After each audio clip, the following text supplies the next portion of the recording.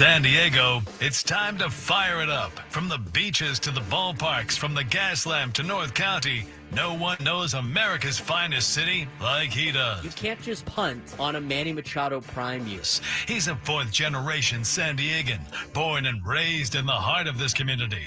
Passionate, opinionated, and always bringing you the real talk on your teams, your city, and everything in between. Braden totally knows his stuff. He's ready for the next step. That guy is good. Live and local, it's the Braden Surprenant Show. But I think Braden's one of the up-and-coming young stars in the media game in San Diego. Now, here's your host, Braden Surprenant.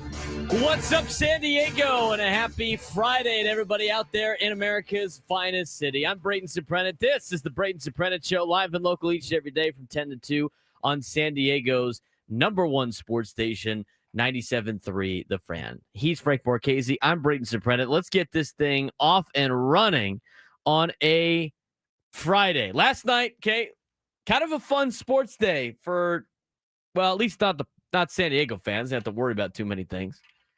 It's interesting to watch how everything played out yesterday in the sports world. Personally, there's a lot going on. At the end of yesterday's show, I went to practice, we had a walk through, watched a little bit of the freshman football game at Cathedral. Freshman team. Freshmen had a doubleheader yesterday. They had two freshman teams at Cathedral. So one of them, the first game was our gold team versus Point Loma. The second game was the red team and St. Augustine. I don't know the results of that. I left in the right before halftime of the first game because I had to get down to USD. And USD had volleyball last night. Congrats to Jen Petrie and the USD Toreros last night. Improved to 5-0 in West Coast Conference play. They knocked off Portland in 3 sets. Made quick work of the Portland Pilots. San Diego is now, they've had like some insane numbers against Portland. They've won 68 times against the Pilots and have lost 9 times.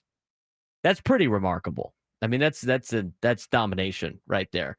And they're on a 17 straight win streak against the Portland Pilots, and 15 of those games have been sweeps, by the way.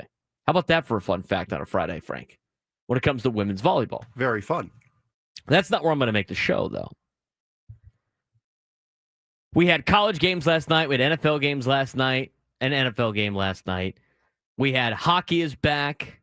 Unfortunately, tough 3-1 loss for the Anaheim Ducks. We're off to a great start. Love to see it. San Diego goal start tonight. That's neither here nor there. But with everything going on, it was tough for me to obviously watch and dive into some of the sports that were going on throughout the country, throughout professional sports, college sports. We had a lot of stuff on yesterday. And I was getting texts from multiple people about multiple games. Frank was obviously locked into the Giants game. He might be a newfound believer in the New York Football Giants. I was not locked into the Giants game. You were locked into the Giants game. I was working on the show and then wanted to check and see the score, and I saw the Giants were up by 10 in the third quarter. I'm like, please don't make me watch this game. All right, I'm watching the game. Second play, after I start watching, Jackson Dart gets hurt. I'm like, can I have one nice thing? I just watched the Islanders lose. Can I have one nice thing, please? Well, I'm going to say you're locked in because you're texting me. I'm trying to call a ball game. So we're going to say you were locked in. Which I apologize for. So Frank's texting me about the Giants game and the Eagles. I got friends texting me about the Dodgers and the Phillies, and we're going to talk about that in a little bit. I mean, that was a fiasco for Philadelphia. But I want to look at just yesterday for the city of Philadelphia. And honestly, what a 2 weeks it's been for the city of Philadelphia. The city of Philadelphia, now, when you talk about college teams, like I think a lot of the people in Philly are probably Penn State fans. It really started with James Franklin. I mean, it could be James Franklin's fault. It started with losing to Oregon 2 weeks ago in overtime in Happy Valley. Apparently, that just ruined the sports scene for the state of Pennsylvania, specifically the ones that reside in Philly. And here's the deal. I don't like really dancing on the grave of fan bases, but I'm going to tell you right now, I enjoyed watching last night, and I know it was at the expense of my Padres love having to see the Dodgers celebrate another BS way to win. But you know what? It couldn't have happened to a better city and a better group of people than Phillies fans and Philadelphia people in general. Last night, I don't even want to, I haven't tuned in, but I might have to take a peep over at WIP, our sister station in Philadelphia, to listen to the carnage that is going on right now in Philadelphia. So last night, the Philadelphia Phillies lose in such a gut-wrenching way. I mean, I just watched it again. They just showed it again on television on MLB Network. Kerkering throws the ball, zoos the ball over the head of JT Realmuto, who's pointing to first base. Throw it to first. There's 2 outs in the inning. He gets the ground ball he needs with the bases loaded, and instead of throwing it to first base, guy throws it into the stands, and the Dodgers come around to win. Gut-wrenching. Absolutely gut-wrenching if you're a Phillies fan. It's sickening to watch the Dodgers be able to take advantage of that. It's obviously sickening. But you know what? It was kind of enjoyable to see Phillies fans upset. These people are not great. I mean, when I went to Philly, everybody there was an insert your own word here. Everybody. The people in the hotels, the people working the place. I mean, it was just such a miserable town. And everybody had to throw their jabs at you for no reason. You just had to be ready to, start S-talking just to survive the city of Philly. We're tough. We're Philly. All that stuff. To see them just collapse like that. Oh, the enjoyment. So they get that. They lose. They get eliminated for the playoffs. What a failure of a season for Philadelphia and the Phillies, who won the division and got a first-round bye, and we'll see you. Then you get to tune in to Thursday Night Football. Ah, fantastic. The beginning of the end for the Eagles is near with the way that they played against the New York Giants. New York Giants, they're a fun team. They're young. They have athletic players. It's going to be a new era with Jackson Dart. I think Jackson Dart's going to be a good quarterback in the National Football League. Cam Scadaboo's big for the Giants right now. The Giants go out there and kick the Eagles' ass 34-17. Jalen Hurts having to throw the football, not a winning solution because he's not a great passer. Guys had the best team around him for the last 3 to 4 years and one of the best offensive lines and defensive lines in the National Football League. They looked okay in their first couple of games. They had the benefit of the doubt in special teams against the Rams. They improved to 4-0 to get things started. They've looked very beatable the last 2 weeks. And the defense could not get off the field. And the Giants, who looked awful against the Saints, go out there and bludgeon the Eagles last night 34-17. Just keep kicking them while they're down. Just kicking them while they're down. And then on top of that, not that anybody really cares. Maybe some people in Philly care. But the Philadelphia Flyers also took a fat L last night. And what did you say? It's their first home opener loss in 17 times or something crazy like that? They were, in their last 10 years, they were 8-0-2 on opening night. So this is their first regulation loss on opening night in 11 years. They lose on opening night.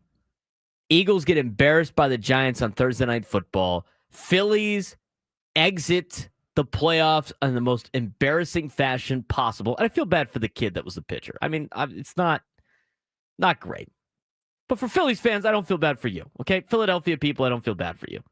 We're running your mouth all the time. I always have to listen all the time about Eagles fans like, hey, you know the Eagles pulled their starters against the Chiefs in the Super Bowl? Yeah, all right, cool. Just be careful what you wish for. What an embarrassing night for the city of Philadelphia. Hilarious. I'm laughing at their pain. Couldn't happen to a better group of individuals. Laughing at their pain. Fly, Eagles, fly. Still go Birds, though? Really? Still go Birds. Phillies, World Series bound. Brutal. Absolutely brutal. I want to know who's calling in a WIP today. I mean, that's probably such a fun day. They're probably, I'm telling you right now, I texted Adam last night, I said, what a record ratings day it's going to be on sports talk radio in Philadelphia today. Just people bitching and moaning all day long. What a night for the city of Philadelphia. It was almost historical, Frank, except for the fact that it had been done before.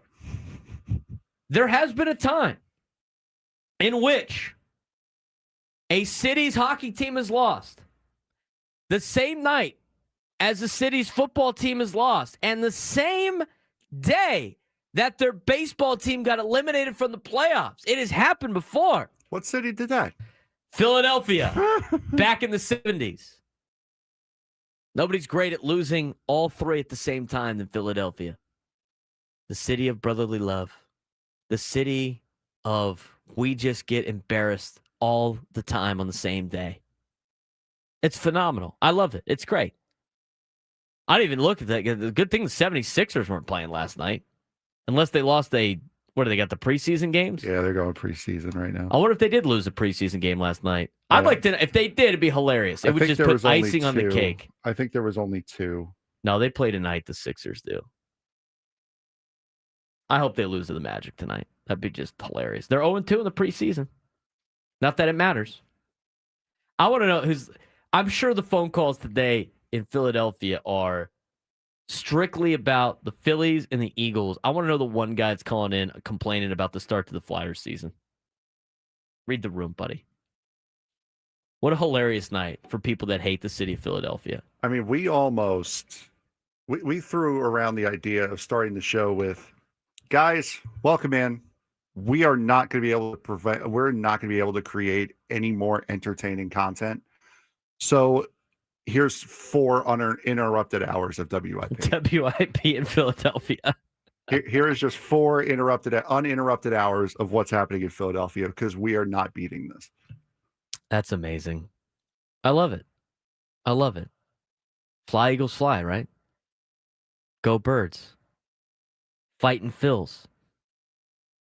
Taking some fat L's. Add Penn State in there. It's been a rough 2 weeks for the city of Philly. It's been a rough 2 weeks for the city of Philly. Yeah, it couldn't happen to a nicer place. All right, let's think about this for a second. So they in the last 2 weeks on the calendar, the Phillies won 1 game, right? They won 1 game. Yes.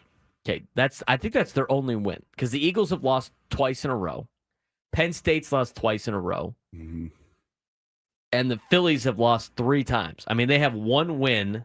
1, 2, 3, 4, 5, 6, 7. They're 1-7 in their last 8 games for the city of Philadelphia. That might continue. And then there's the Sixers. And the Sixers are 0-2 too in the preseason. Add that to the list. They're 1-10 in their last 11 games played as a city. Oh, plus the Flyers. Forgot about the Flyers. So they're 1-11. The last 12 games, the city of Philly and their fans, the teams that they support, have played. They are 1-12. The only one carrying the torch right now are the Penn Quakers in football. And I know that because we have a Don on the Ty Cortez plays for Penn, and they've been doing a pretty good job. So the Penn Quakers are holding it down right now for Philly. How about that? What happened last night in that particular game? Well, we'll play the highlight for you with a low light, and we'll talk about NLDS Game 4, how the Dodgers outlasted the Phillies 2-1. We'll also hear from Kerkering after. I'm going to say this. I'm not going to make fun of Kerkering because that's uncalled for. That guy knows how. I mean, I don't even want to know what he feels like right now. I want to laugh at all the Phillies fans instead. Not Kerkering. I'm laughing at the Phillies fans. We'll hear what Kerkering had to say after yesterday's game, as well as we recap the NLDS Game 2. Coming up later on the show, we're going to talk more about the MLB playoffs, early exits, and what the offseason looks like for the teams that have been eliminated. Padres signed a Taiwanese pitcher yesterday during our show, but why something that came out of this news matters a lot to the Padres. We'll talk about that in the 11 o'clock hour. We'll get you a preview of the Aztecs and Nevada in the noon hour. Some big games that impact the college football playoff race as well. High school football week 7. Got a lot of great games throughout the county we'll talk about in the noon hour. And the 1 o'clock hour, we'll get you the NFL whip around. We'll talk more about the Giants and the Eagles. And Drake Hills will join us live from Eugene. He's up there for Oregon and Indiana. How about that? We'll get that update plus everything you need to know about soccer on Soccer 101 with Drake Hills to finish up the show. Jam-packed. If you want to join the show today, 833-288-0973. 833-288-0973. Braden Surprenant Show, off and running. San Diego Summer Sports Station 97 through the Fan.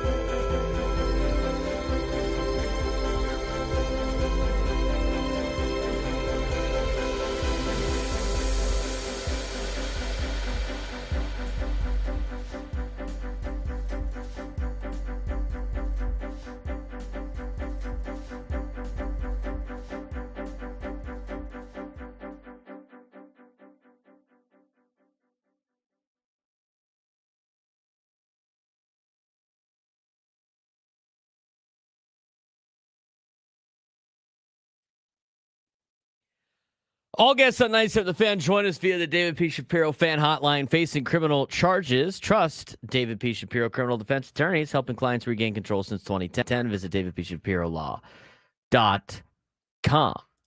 Somebody in the YouTube chat goes, who has the better chance to beat LA, Brew Crew or the Baby Bears? Trying to decide who to root for. Well, the Brew Crew are 6-0 against the Dodgers this season. Take that information with what you want. What you will.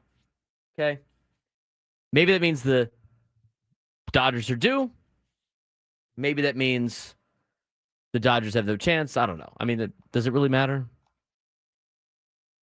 Take that information with what it's worth, for what it's worth. Frog and the dog. I love this, by the way. Frog and the dog. It's so funny. Every time Cole Brooks puts that in there, I get a laugh. I get a little chuckle. I get a little heh. Every single time. All right, back to the Braden Surprenant Show. Welcome back. Let's talk about last night's Dodgers game. Dodgers and Phillies. By the way, as much as it's fun to make fun of the Phillies, it is sickening to watch the Dodgers win like that. Is it not? That is such a Dodgers win. It's so sickening to watch. Yeah, it's how I feel watching. It's how I feel watching AC Milan most times, because they win in ridiculous, stupid fashions like that. Also, what somebody in the chat said, are the Phillies the Yankees of the National League? Spend a lot of money, always disappointing in the playoffs. That's fair. I think it's a very fair comparison. Phillies and Yankees, kind of the same team. All right, let's talk about last night in this particular instance. Okay, we have chaos in the 11th inning. Do you have the highlight? I do have the highlight ready to go. We're gonna get to it. Here's the situation: you got bases loaded, 2 outs in a 1-1 game in the 11th inning. On the mound is Orion Kerkering. He's facing Andy Pages again. Any out, and you get to the 12th inning. Pitching was outstanding for the Phillies all afternoon long against the Los Angeles Dodgers.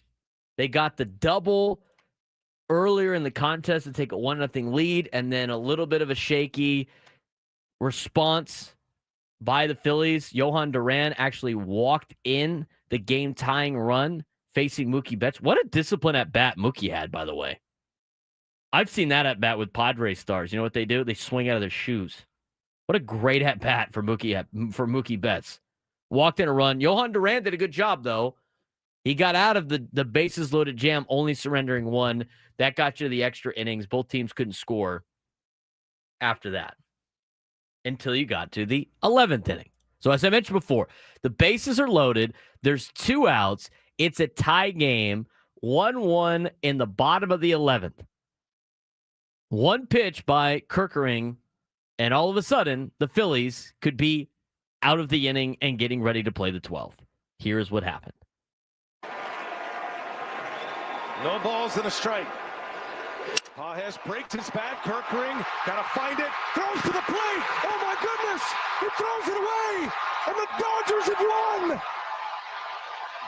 The Dodgers win. All right, cut it off. I don't want to hear any more of that. If I have to hear I Love LA, I might vomit. The Dodgers win on a broken bat, ground ball to Kerkering on the mound. Kerkering now in a difficult situation. Playoff game. Guy has to find the ball in front of him. And he quickly is trying to find the ball. And he's quickly trying to figure out, what do I do? Where do I go? What's going on? He grabs the ball, and he's trying to get the ball out as quickly as possible, which is fair. He zoos it into the stands, basically. I mean, it goes to the backstop. I mean, at that point in time, there's no way. Like, they were never going to get the guy out. JT Realmuto, as the ball is hit towards Kerkering, is pointing to first. He's got his mask off. He's pointing to first. He's probably yelling, too. 1-1-1. Kerkering definitely doesn't hear him. I mean, it's a playoff game. There's a lot going on. It's utter chaos out there. He's pointing to first. Throw it to first. Throw it to first. He throws it to first, which, by the way, he's got Pages by a mile. Pages is not really sprinting out of the box. He decides to go home with it. I don't know if he lost how many. how many outs there were or whatever it was. He throws home. Hyun Kim, who pinch ran for injured Tommy Edman, because Tommy Edman had a bad ankle, raced home and was able to score. Now, he didn't touch home plate the first time. He had to come back and touch it. And the Dodgers walk it off and clinch the series 3-1. Obviously not Kerkering's fault. What a terrible situation for the young man. Funny situation for all the Phillies fans out there. Terrible situation for Kerkering. Here's what Orion Kerkering had to say after the game. Shit off my foot. Just kind of, once that pressure got to me, just thought it was a faster throw to JT, a little quicker throw than trying to cross body at the Bryce. So, just throw. Yeah. Did you hear them telling you to go to first at all, or were you just in the moment? It wasn't even Just in the moment. Yeah. Can you see JT pointing in that moment, or is it just kind of looking up? Just kind of looking up, just be ready to go. I mean, a lot of guys have never do one of the first ones there. Just what do the guys say to you in that moment? Just keep your head up. It's an honest mistake. Just it's baseball. And just keep your head up. You'll be good for a long time to come. It's not my fault. Just had opportunities to score. Just keep your head up. Conversation with Rob too. What did he say? What does that say mean to you? About those guys picking you up so quick? It means a lot. It shows they care a lot. Just means everything for sure. I'm sure a lot of guys in here have had moments early in their career that, they kind of remember very vividly. How much do you think you can use this kind of in the off season to for good? For sure. Yeah, a wall with a tennis ball for sure. But, just kind of keep going with it. Hopefully it started a long career. Just keep back in the head of this really sucks right now, but hopefully keep pushing and get over this hump. Keep pushing. I feel for that kid. I really do. I mean, I agree with Army Man Henry in the chat. I feel like he forgot how many outs there were. To be honest with you, that's like the only thing that makes any sense was he forgot how many outs there were. He's trying to go for a 1-2-3 double play. Well, or trying to get the lead out, right? Yeah. With less than 2 outs. I mean, if there's less than 2 outs and he throws it to first, the game's over anyway. He totally forgot how many outs there were. And you're in the heat of the moment. You're like, oh, got to go home with it, right? He knew that was the winning run at third base. I guess the other thing, too, is, when you're in a moment like that and you're on the road and you're going against, your season is on the line, right? Your season is on the line. Even if he knew how many outs there were, the ball goes off your foot, so you don't field it cleanly. You're trying to find it, and then you're trying to figure out, where do I go with it? The winning run is coming in to score. Natural instinct is, let me get the guy out that's running home. Everybody that said, you got to go to first, that's stuff that he's got to be thinking about before it happens. Now, for pitchers, it might be different. I mean, as a pitcher, you're trying to, you're thinking about pitches to get this guy out. You're not thinking about, if the ball's hit to me, what am I going to do? Like an infielder would be able to do. But he got up there and he talked to the media about it. It's a tough situation for the kid. Sucks to see. And they picked him up, as they should. Now, I think this situation's different than what Amari DiMercato did on Sunday. This is a higher stakes deal. Higher stakes. It's a playoff game. Season's on the line. And this was a regular play that he made a mistake on, but it wasn't like a showboat made a mistake. It wasn't a super stupid mistake. It was an unfortunate play in a big spot. Amari DiMercato was going to put the game on ice and decided to drop the ball. And I'm telling you, I watched that play 15 times on Sunday. That ball was not stripped out of his arm. He dropped it before the end zone. That is stupid. That is foolish. That is selfish. Look how cool I am scoring a touchdown. So the way that Jonathan Gannon handled it with being super irate about it, now the physicality down there needs to be a little bit addressed, but I guess it's okay if Travis Kelce, pushes Andy Reid. I guess that's fine. Should never be fine, either of them. But those are two totally different situations. Now, looking at last night, I mean, again, it's sickening to see the Dodgers win like that. But you got to feel bad for Kerkering after that particular play. I mean, he's going to, and that's the last play of the year. He's going to have to think about that for the entire offseason. That's the downside of sports sometimes. That's the downside of it. That's what comes with the territory of being a professional athlete. That's a tough play right there, Frank. Yeah, and this is where I'm proud to be a New York sports fan. Here we go. Because at least I have no problem saying I feel awful for that kid. You would never catch a Philadelphia or a Boston fan feeling the same way. I feel awful for that kid. He's in pre-arb right now. Phillies have him under control until 2030. That is a play that is going to haunt him, not just this entire offseason, but if he does nothing throughout his entire career, that is going to be a play that haunts him for the rest of his life.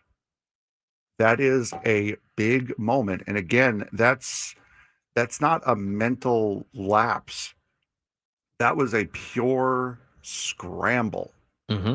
He is scrambling to try to get an out. He knows he needs to get an out. As you said, he knows the winning run's coming. He is in full-on panic, full-on scramble mode at that point. And he did what he thought was right at the time. And as he said, he kind of blacked out. Didn't hear anyone, didn't see anything. His focus was find ball, get out at home. And I said it to you right as Kerkering's post-game presser was happening. Even the cameraman was expecting that ball to go to first. Game cam was already ready to pan at first base. It was already set up for an out at first. And that's, just a god-awful feeling for him. I feel bad for him, and as Cole Brooks said in the chat, and Philly fans are super nice and supportive and probably won't send him any rude messages. Yeah, I know, right?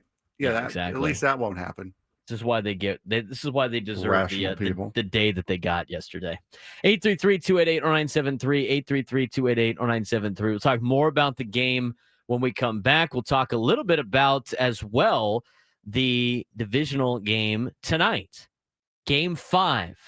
Tigers, Mariners. Winner gets to take on the Blue Jays in the ALCS. We'll discuss that as we continue on the Braden Surprenant Show, San Diego's #1 sports station, 97.3 The Fan.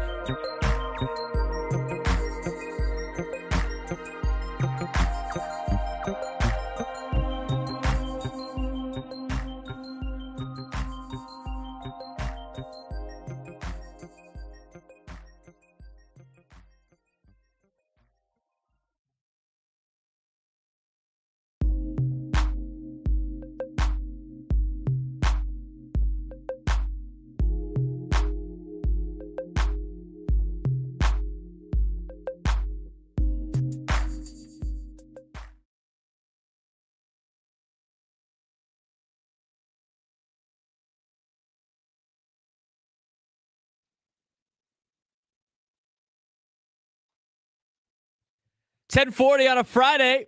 Welcome back to the Braden Surprenant Show. It was a fun day of sports yesterday. And NLDS Game 4 was a thriller, Dodgers and Phillies. Feel bad for Kerkering. This marked, yesterday, just the second postseason series in MLB history to end on a walk-off error. The only other time being the 2016 ALDS, Blue Jays and Rangers, when Josh Donaldson scored on a Rougned Odor wild throw. I remember that series vividly, because I was working for TCU football. Most people were Rangers fans, and I remember finishing practice and going into the video room where the game was on and getting updates on my headset for the Rangers. So I bought in, rooting for the Rangers of the Blue Jays, and that was the series that had the Jose Bautista bat flip. The shot heard round the world on that Jose Bautista bat flip. We talked about the aftermath of yesterday's game. Kerkering, quote, once the pressure got to me, I just thought there was a faster throw to JT, so just a horse bleep throw. It was. Kim, who scored the winning run, said he ran for his life. It was a pitcher's duel yesterday. I mean, don't take away the fact that Tyler Glasnow and Christopher Sanchez were in a duel. Glasnow, 6 innings, no earned runs, 8 strikeouts in his first postseason start for LA. Christopher Sanchez, 6 1/3, 1 earned run, kept pace in a duel. Roki Sasaki had 3 perfect innings in relief. Alex Vesia was scoreless, had a scoreless 11th to set up the walk-off. Phillies bullpen, Johan Duran walking in a run to tie it, ultimately led to a Kerkering throwing of the ball away in extra innings. Both clubs combined for 22 strikeouts and just 1 extra base hit. A classic postseason grind, pitching nerves and a game of inches. Max Muncy had this quote: "That was a heavyweight battle. You can't count out the Dodgers. That was a badass game." That makes me sick. 11th walk-off in Dodgers postseason history. First since Freddie Freeman's Game 1 Grand Slam in the 2024 World Series. Back-to-back NLCS appearances in 8 and 13 years. Some sustained success for the LA Dodgers. Dave Roberts said, "This to say it was a war, it was a battle, instant classic. LA now awaits the winner of the Brewers and Cubs series, which will happen tomorrow as they go the distance to Game 5. Tonight is Game 5 in the American League. We'll talk about it in just a second. Let's get out to Brandon in Carlsbad. Brandon, you're on the Braden Surprenant Show. What's going on, man? Well, guys, I realized I had a little cutoff yesterday, and I apologize. All good, brother. The first time in my history since the days of good old Coach and Terry here, guys. I tell you what, I haven't been cut off since the CIF playoffs. Anyhow, I just want to say, you guys and Frank, thanks for an awesome Padres season of keeping us hyped up. I mean, you guys look at, as much as I love to hype up, you guys know I'm a coach as well, strength conditioning specialist. You know, it's reciprocal, right? We hold each other accountable, and we call out what we believe to be the variable or the truth within sport and competition or as a fan. And it's been one hell of a season. Obviously, it didn't end the way we want. I'm just going to throw out a couple things, might even be off the cuff, on how great it was too. We made it back to the postseason. Okay, Braden, I got a question for you because I don't know it offhand, and for you, Frank. How many times in the past 5 seasons have we made the postseason? Well, we made 4 of the last 6 years, so probably, 4 of the last 5, maybe? Yeah, so how many of those times did we make an NLCS? Once? Once. Right, that was against, Philly, correct? Yes. Okay, so my thing is this. We could still be that great team that just doesn't even make a wild card round. So I'm trying to look at that. I get it. There's who's going, who's staying, what's up with Fernando Tatis? Is he going to pull his head out? So for me, it's that variable that at least we're getting there. And I still think we have a coaching staff and a squad, but we definitely need to start getting to some World Series. I'm right there, man. I'm 47. I'm tired of this almost BS, and the fans deserve it. The Fry faithful out there deserve it. And Braden, you deserve it too, brother. You know, I'm 3rd generation, you're 4th generation, and that's all we got left, man. I mean, okay, we got the soccer team, we got the goals, but that's it, boys.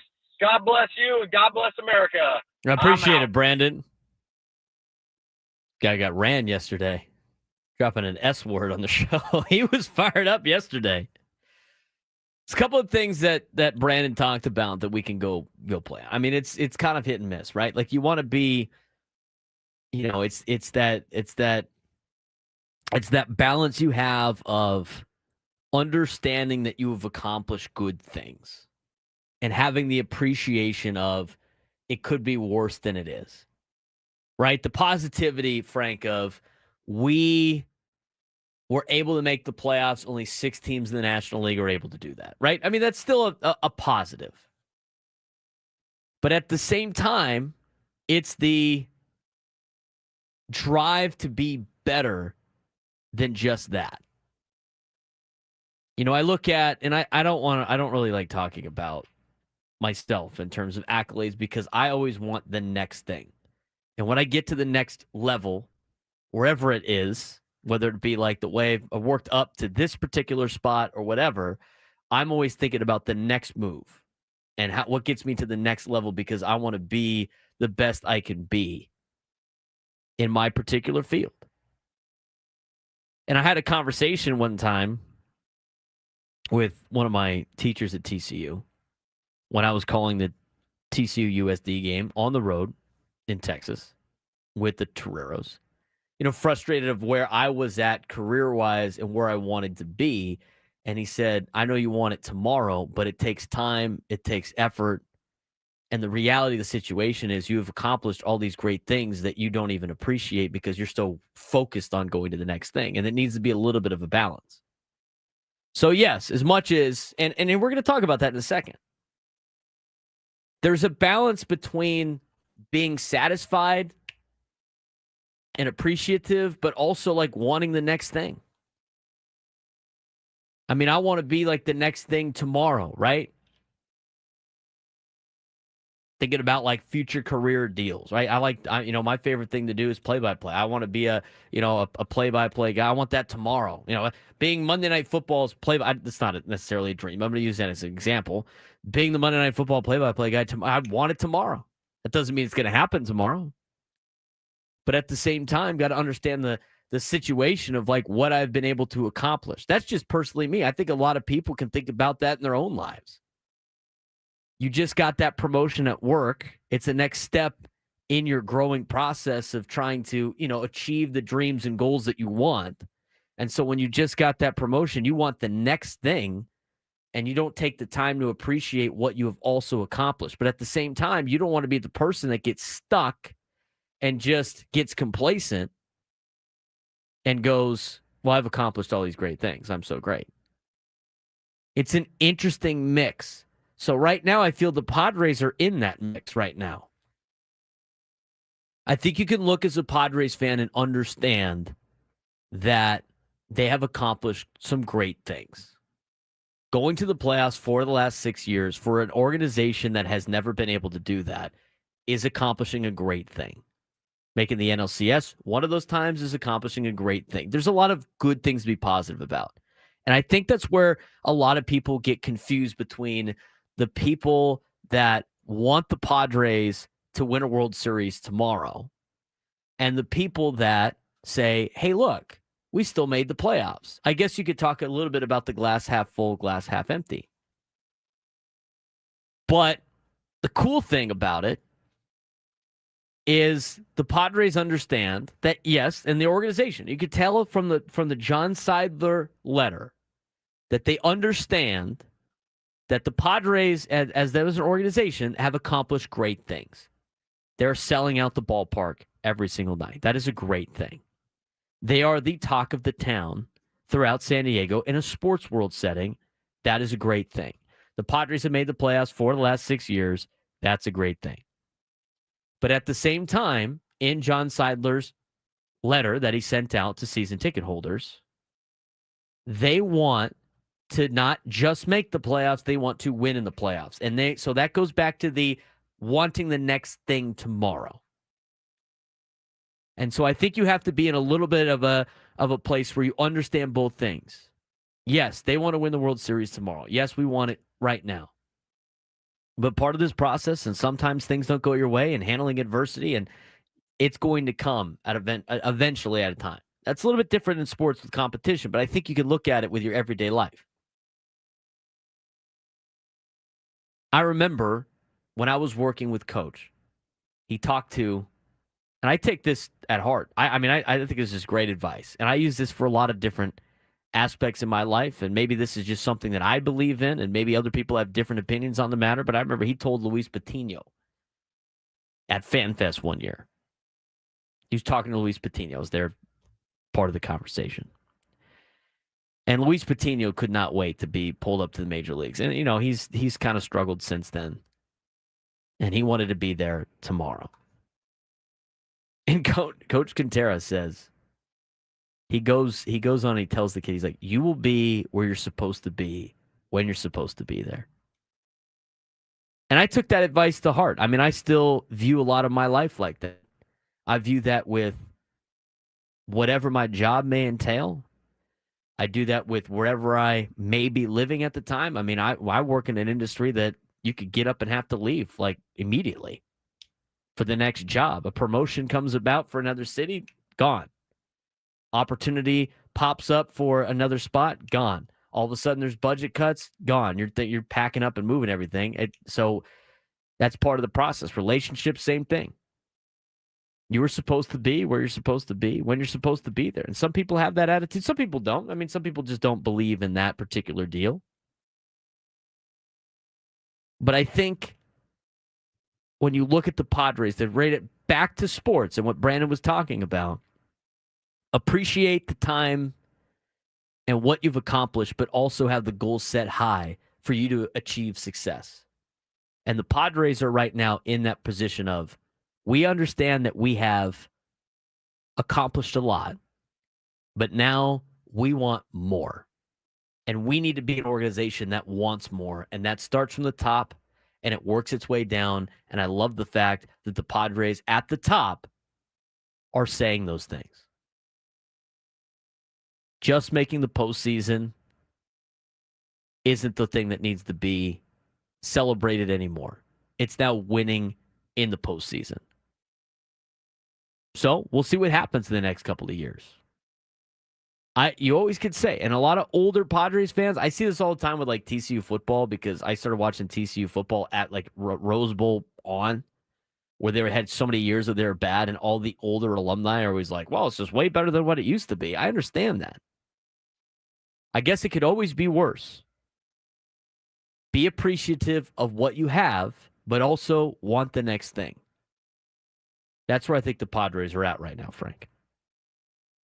Oh, I agree. And I can't tell you how many times I've had that same exact conversation with my uncle about wanting to be in this seed, wanting to be in that seed, wanting to be somewhere else, tomorrow, because you think you're ready, when in reality you may not be.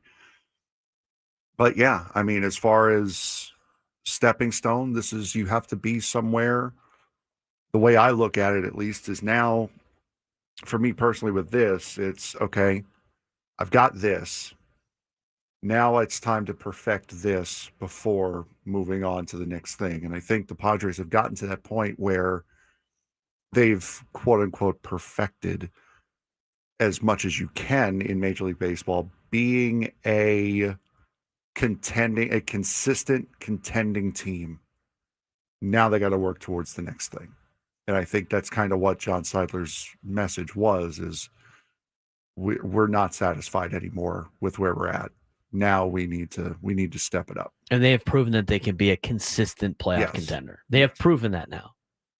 It's not like, here's 2 years and then back in the tank like it's been for the 5 decades of Padres baseball before this. Here's a couple of blurps in the 90s. Gone. So Brandon set us up for a little interesting conversation right there. Hopefully you enjoyed it. When we come back, Phillies are out. Yankees are out. Reds, Guardians, Padres, Red Sox. What's next for all of those teams?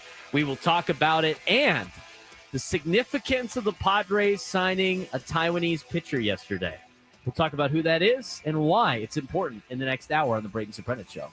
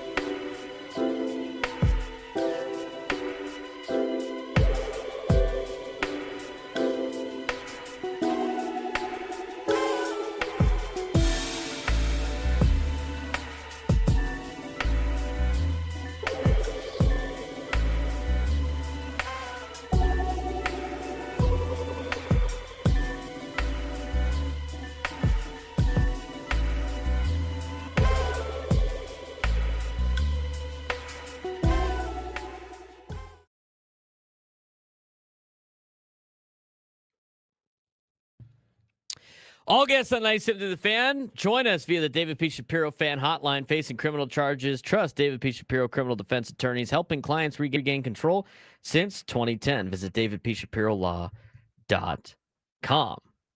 All right. 11 o'clock hour here on 97 through the Fan. Frank, we're going to go through this together to talk a little bit about what's next for all these teams that have been eliminated. We'll start with, do you want to start with the old teams or do you want to start with the teams that were freshly eliminated? Let's start with the freshly eliminated. All right, the freshly eliminated teams. The Philadelphia Phillies were freshly eliminated yesterday. Eliminated by the Dodgers in 4 games. They have a couple of key free agents. I don't know if they're going to be able to sign or who they're going to be able to sign. Now, some of these guys demand high contracts, and some of these players might be affordable for the Phillies. I mean, the Phillies, I thought there was an interesting question asked in the YouTube chat. Are the Phillies the National League's version of the New York Yankees? Yeah, I think so. And they're going to be losing a lot of their guys too. JT Realmuto's done now. Kyle Schwarber's done now. Max Kepler, Ranger Suarez, Jordan Romano. Yeah, those are all free agents for the Phillies. Yeah, those are big key pieces to that team. So I think so. They going to re-sign any of those guys? Do you know what their payroll was this year? What was it? $291 million. I mean, that's up there with the Dodgers. Yeah. $291 million payroll according to Fangraphs. I mean, I can't see any team, even the Mets, I can't see any team sustaining that for a long period of time. No, eventually. You wonder why there's going to be a lockout coming. Yep. Their estimated payroll in 2026 with those guys coming off the books is $228 million. So if they want to go back to 290, I guess they could that's more manageable. Technically bring back some of these players. If you had to pick one of those players to come back to the Phillies, who is it? I honestly, the highest value, you said it was Ranger Suarez was the one that was off, or was it Christopher Sanchez? Ranger Suarez is coming off the books. I would say either Ranger Suarez for your starter or for veteran leadership to keep Realmuto around. Those would be my two. Ranger Suarez got $8.8 million in arbitration last year. He's 30 years old. He's probably going to get more than that. Absolutely. Jordan Romano got 8.5 on a contract. Max Kepler got 10. JT Realmuto got $23.8 million last year. He's probably not going to cost as much. No, he's in what, his mid-30s? He's 34, about to turn 35. He will be 35 next season. He's not going to cost you that much money. Philly's star-heavy model is under stress. Dave Dombrowski has built perennial contenders before. The roster is extremely top-heavy. 7 players are making $20+ million, and several cornerstones may walk. JT Realmuto could stay, but Schwarber's 56-homer season makes him a likely target elsewhere. Zach Wheeler's health is a concern, and payroll limits are closing in. Philly's championship window might be starting to narrow. Offseason prediction, according to ESPN.com, Realmuto stays, Schwarber walks. Phillies bring in 2 outside star free agents. Buy or sell? Phillies bring in 2 star free agents? Mm-hmm. No. I'm going to sell that. They're going to get 1, and I think it's... I'll buy the first part that Realmuto stays and Schwarber walks. Oh, yeah. That 100%. I would believe that 100%, because remember, JT Realmuto, he's been a Philly most of his career. He started with the Marlins. I believe it was with Jared Saltalamacchia. Why that name stuck in my head, I have no idea. But he's been a Philly most of his career, and at this age, I don't see... I thought he was a perfect fit to come here until you found Freddie Fermin, but I can't see Realmuto leaving. And as far as your star player, I think you're only getting 1. I think that's really all they can afford is 1. They let Schwarber walk and they signed Pete Alonso. Oh, look at Frank's face. He just vomited in his mouth. Why would you put that in the ether? Why would you put that out there? The polar bears of Philly. Why? We are going to test real quick how nice New York fans are. I hate you for that. I really I'll take the foul. I'll take the foul. That's great. I'll take the foul. He draws the foul. That's great. Phillies window feels eerily similar to the 2018-2019 Cubs. High in talent, aging stars, and a top-heavy roster that needs to retool before it's too late. I think that's a good comparison. Yeah, but the stars on that Cubs team were young. It was Rizzo and Bryant. Those were your stars on that team. They had age on that team, but you weren't relying on that age the way the Phillies are relying on that age. I'll go back to the Cubs 2019 roster on here. 2019. Oh, I thought you meant 2018-2019 Cubs. 2018-19. Rizzo was gone by that point. Rizzo was still on the team. Okay. He had 2 years. He had 2 club options left. He was 30 years old. That's still relatively young for when he came up. Mm-hmm. That team had Darvish was on it, $20 million a year. Yep. Cole Hamels was getting $20 million still. John Lester was getting $27 million at age 36. Yeah. Hamels was 36. Darvish was 33. Jason Hayward was on that. Yep. With his 8-year, $184 million contract, which was already worth it because he won you a World Series, so it doesn't matter. He was 30. Craig Kimbrell was 31, making $10 million. Nick Castellanos was on that team, making 9.95. Kyle Hendricks was on a big contract. I look at the roster and Ben Zobrist is still making money on that team. Yeah. Then you had the young guys in Chris Bryant, $12.9 million he was in arbitration. And he was just about on the way out. Javi Baez was arbitration. Kyle Schwarber was arbitration. Addison Russell, Wilson Contreras. Boy, Addison Russell, boy, did he fall off the face of the earth, huh? He had his suspension and never the same. Ian Happ was the young 25-year-old on that team. Yep, he's still there. And then they had a bunch of money owed to Brad. They had all this money in dead money to Carlos Gonzalez, Martin Maldonado, Carl Edwards Jr., Mike Montgomery, and Brad Brock. And then all these buyouts. They had a buyout for Morrow, Rizzo, Quintana, Derek Holland, John Lester, Craig Kimbrell. I look at it. It's very similar. Yeah, I thought you were talking more like the World Series Cubs team, but yeah, no. This is the aftermath of the World Series team. Yeah, that is a very apt comparison. I'll agree with that. New York Yankees. Let's talk about Frank's favorite team. Start spreading the news. That's so great when other teams play that in the clubhouse after they win. Spreading the L's. Eliminated by the Blue Jays in 4 games. Key free agents. Paul Goldschmidt, Cody Bellinger, who's going to opt out. Yeah. We got the news about that today. Trent Grisham, Devin Williams, Luke Weaver. Despite 34 homers from Grisham, 29 from Bellinger, the Yankees disappeared bat-wise in October, aside from Aaron Judge. They now face another reset. Did they bring Bellinger back as a premium price or roll the dice on Spencer Jones, the LCC kid who sits at 6'7"? Garrett Cole's return from Tommy John should stabilize the rotation, which already looks like a very good group in the American League. Off-season prediction, buy or sell. Yankees re-sign Bellinger, stay quiet otherwise, and prepare for one last big run with Judge, Cole, and some type of pop out of Bellinger. I'll sell that. I think it depends on who your general manager is.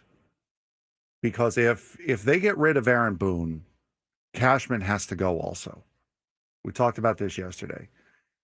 Cashman has been there for so long and has kept the same thing. If Cashman stays, I think, I buy it. But if they decide to go a different direction, there's no shot that they are going to be quiet in the offseason. They're going to look to retool. They're going to try to find someone who's going to be like, listen, we're the bleeping New York Yankees. We're getting back to where we're supposed to be.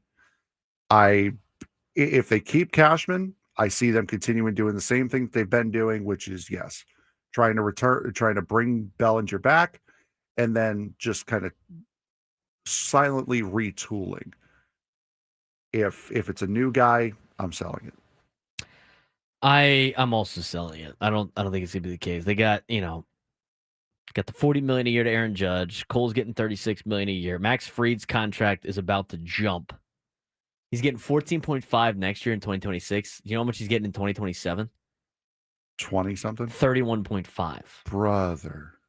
Carlos Rodon's getting 27.8. Cody Bellinger's got the player option that he's not going to take. Stanton's only got 2 years left. How about that? You got 2 years left of the Miami Marlins Giancarlo Stanton contract. $29 million this year, $29 million in 2026, $25 million in 2027. They got a club option in 2028. Do you think they pick it up when he's No. 38 years old? No. For $25 million? Absolutely not. Ryan McMahon gets 16 the next 2 years. Loaisiga's got a club option at the end of the year. It has a club option for this year, and Tim Hill's got a club option.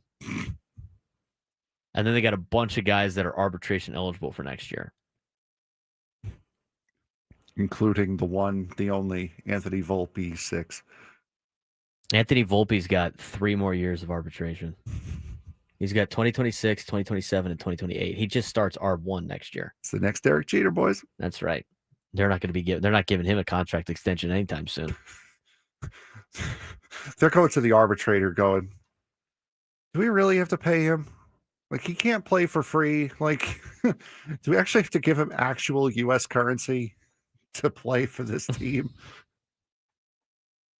Cincinnati Reds were eliminated by the Dodgers in 2 games. Free agents Nick Martinez, Emilio Pagan. I've heard those names before. Yeah, right. Cincinnati's biggest issue is their pop. They gave up 25 more homers than they hit with a deep rotation of Hunter Green, Nick Lodolo, Andrew Abbott, and others. Reds could contend if they add middle of the order Thunder. Terry Francona's influence gives them urgency. He's not managing forever. I think they are built for 2026 if ownership spends in the NL Central. Yes. But I don't know if they will. Off-season prediction, according to ESPN.com, add a major power bat, either via trade or free agency, and unleash a full season of their young arms. Cincinnati's payroll this year was $119 million. Their payroll next year is $94 million on the books. Do you think Cincinnati could throw a ton of money at Kyle Schwarber? That place is a bandbox, too. That for would a be, lefty? Are you kidding me? That would be something. If I'm Kyle Schwarber and I get an offer there, very enticing. Sure.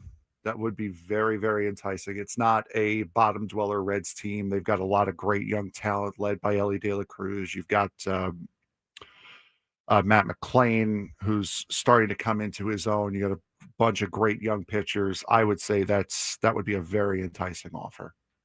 You could give him like a 3-year deal. Yeah. Mm-hmm. Front and just give them a bunch of money. 94. Their estimated payroll going into next year is $94 million. I think everybody should have to at least pay at $170 million on the payroll. I'll say 150, but 170. I agree. I mean, we got teams spending $300 million. You should be able to pay more than half of that. There has to be a salary floor. Yes, that we can that's all the whole agree point on. of the salary cap. You have to have a salary floor to go with it. Cleveland Guardians, San Diego Padres, Boston Red Sox. What does their futures look like? We'll talk about it when we come back. Plus, Padres signed a Taiwanese pitcher. Why is it important? We'll tell you at the end of the 11 o'clock hour on San Diego's number 1 sports station, 97 through the Fan.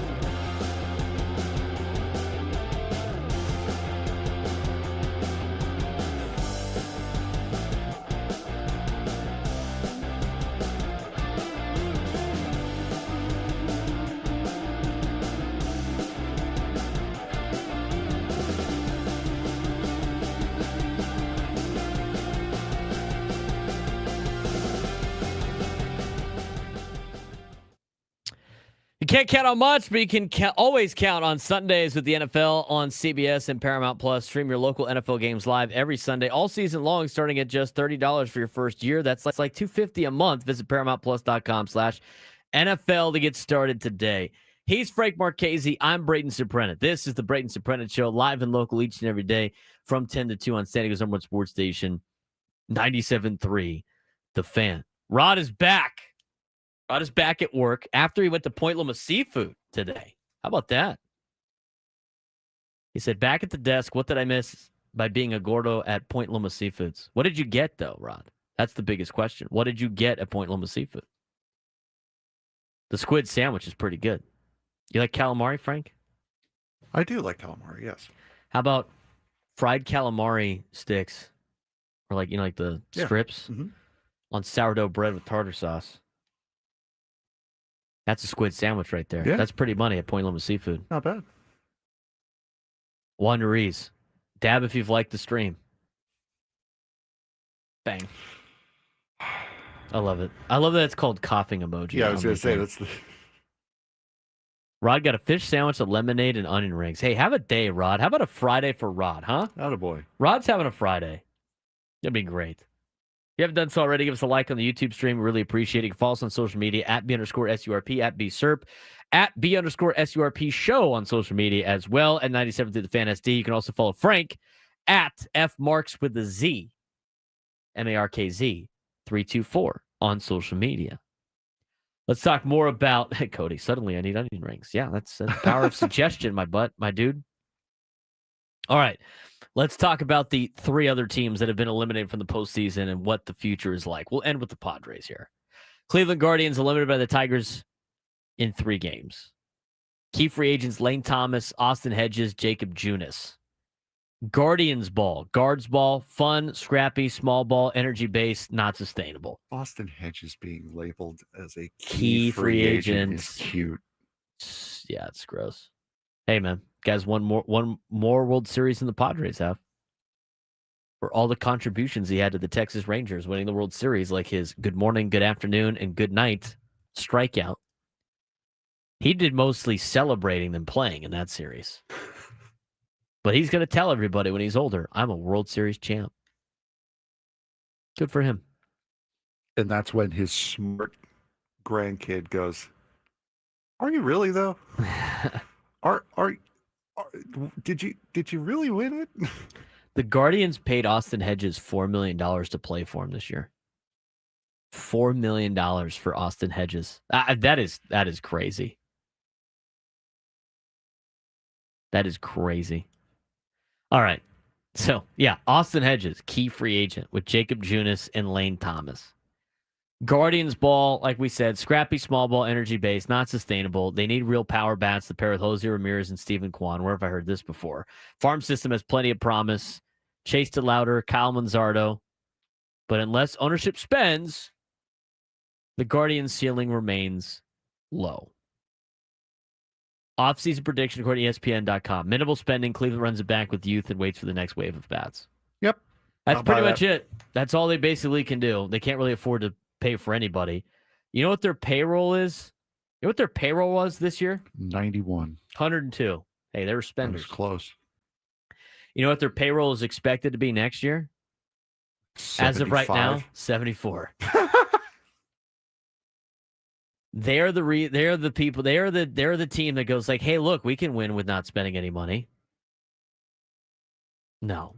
Add $100 million to it. That should be the minimum. $175 million should be the minimum payroll that every team must spend. Otherwise, they get fined. That's what the rule should be. This will never happen, but the rule should be you get fined whatever you're short of 174, double it, and that's the payment you have to do.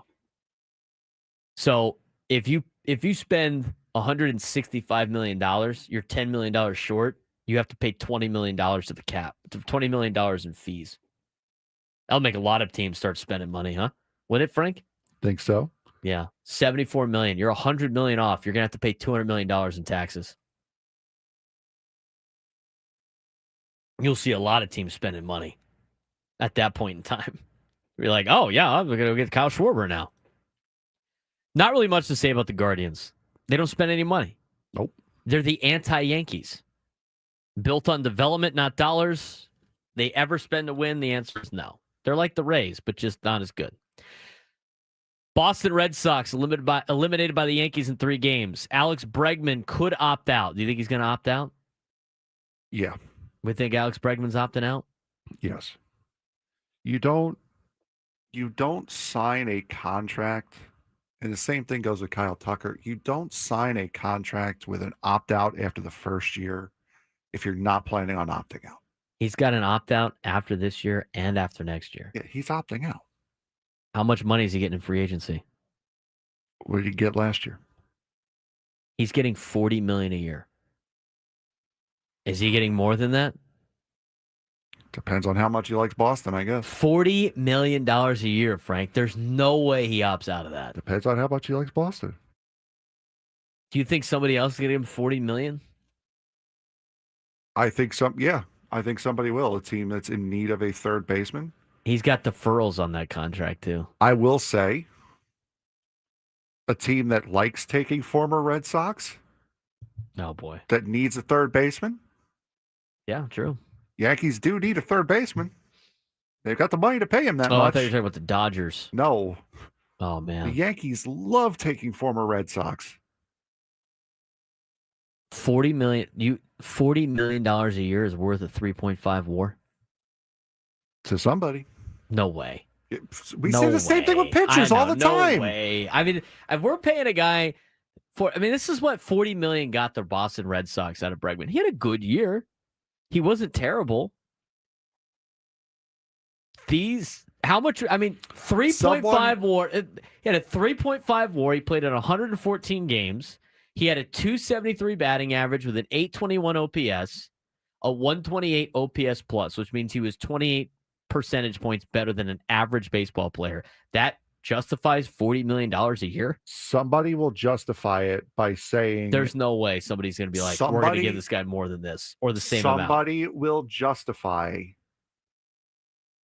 that. Somebody will justify paying him that much money by saying he was in a position battle with Rafael Devers all season long. That was a circus of a situation. This sounds like Big Ten corporate. I'm saying that's what somebody will say to justify paying him that much. I'm not saying it's the right idea. I'm not saying they should. I'm saying that if you're going to justify it, that's how you would do it. There's no way anybody's thinking like that. There's no way. Somebody who start giving me organizational names that you think are going to pay this guy $40 million. I 100% believe the Yankees would. The Yankees. I believe the Yankees absolutely would pay him that much $40 million a year.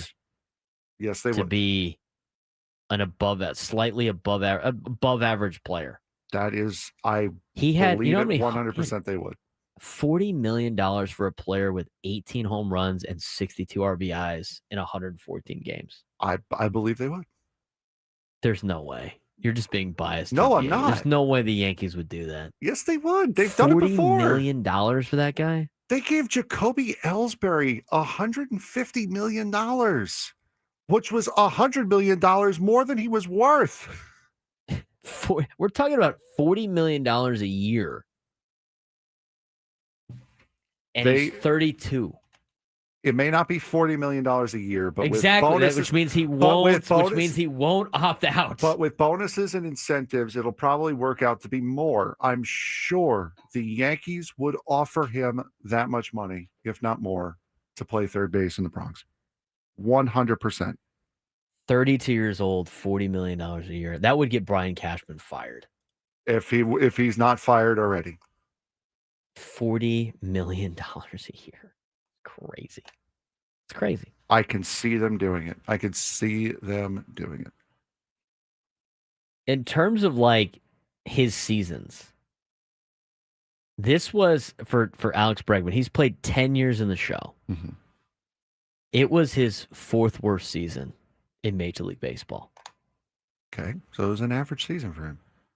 That means there's more of a chance that he has an up year. He averages a 5.7 WAR. He had a 3.5. He was below average on every single statistical category this year. It was a down year. A down year. So you think Players have down years. So you think with the down year, you're advising Alex Bregman as his agent. You're saying you should opt out. You're going to get more money or the same. I'm not. Because that's the conversation. He has the ability to opt out. What I'm saying is there's no way he opts out unless he thinks somebody's going to pay him more or maybe the same if he doesn't like the city of Boston. There's no way anybody looks at the season he had as a 31-year-old. Oh, no. If I'm advising him, I would not have him leave. I would say, no, stay in Boston. Right, exactly. You're dope. You have an opt-out after next year, play better, and then they'll get more money. Exactly. So again, he's not opting out. But again, I can't see players that have an opt-out after the first year. Like when Pete Alonso signed it. They do that as an insurance policy that if they play better, they can leave. But he did not play better than he was expected to play. Therefore, he'd be foolish to leave that money on the table. Because here's what he's going to do. If he opts out, he's going to try to wait for $40 million a year. And guess when he's signing? Maybe before spring training, and it'll be a 1-year deal because it'll be a prove-it deal. We watched Blake Snell do this. Insane contract. I mean, he's not opting out. If he opts out, it's because he puts up the season he had in 2019 when he was 25 in 2026, and he opts out and he gets $50 million a year. $40 million a year for Alex Bregman is crazy to me. Is he the same player as Aaron Judge? No. I mean, when you start looking at like the value of like what teams are spending on players, it makes no sense. No. Aaron Judge is getting $40 million a year. Say what you want about Aaron Judge. Okay? And Frank does not hold back about his opinions about Aaron Judge. No. He is way better than Alex Bregman and way more valuable, and they're getting paid the same. Yes, 100%. 3.5. What was Aaron Judge's WAR this year? Probably something stupid. I'm going to look it up. I mean, this is... The teams want to complain that the players are getting so much. How about that? The Red Sox are paying Alex Bregman to give him a 3.5 WAR, the same amount of money that the Yankees are paying Judge to get a 9.7 WAR with 53 home runs. Alex Bregman had 18 home runs. What a waste of money. The Red Sox, you know what? The Red Sox are hoping this guy opts out. There's no way he's opting out. All right, moving on to the next team. Red Sox, Alex Bregman, Lucas Giolito, Rob Refsnyder, Dustin May, Steven Matz. Rob Refsnyder is a key free agent. Holy cow. Yep. How about that? Steven Matz, by the way. Steven Matz. 12.5 off the books. Rob Refsnyder, 2.1 million. Key free agent. That's because they only got 3 free agents and Dustin May. What do you think the Red Sox do?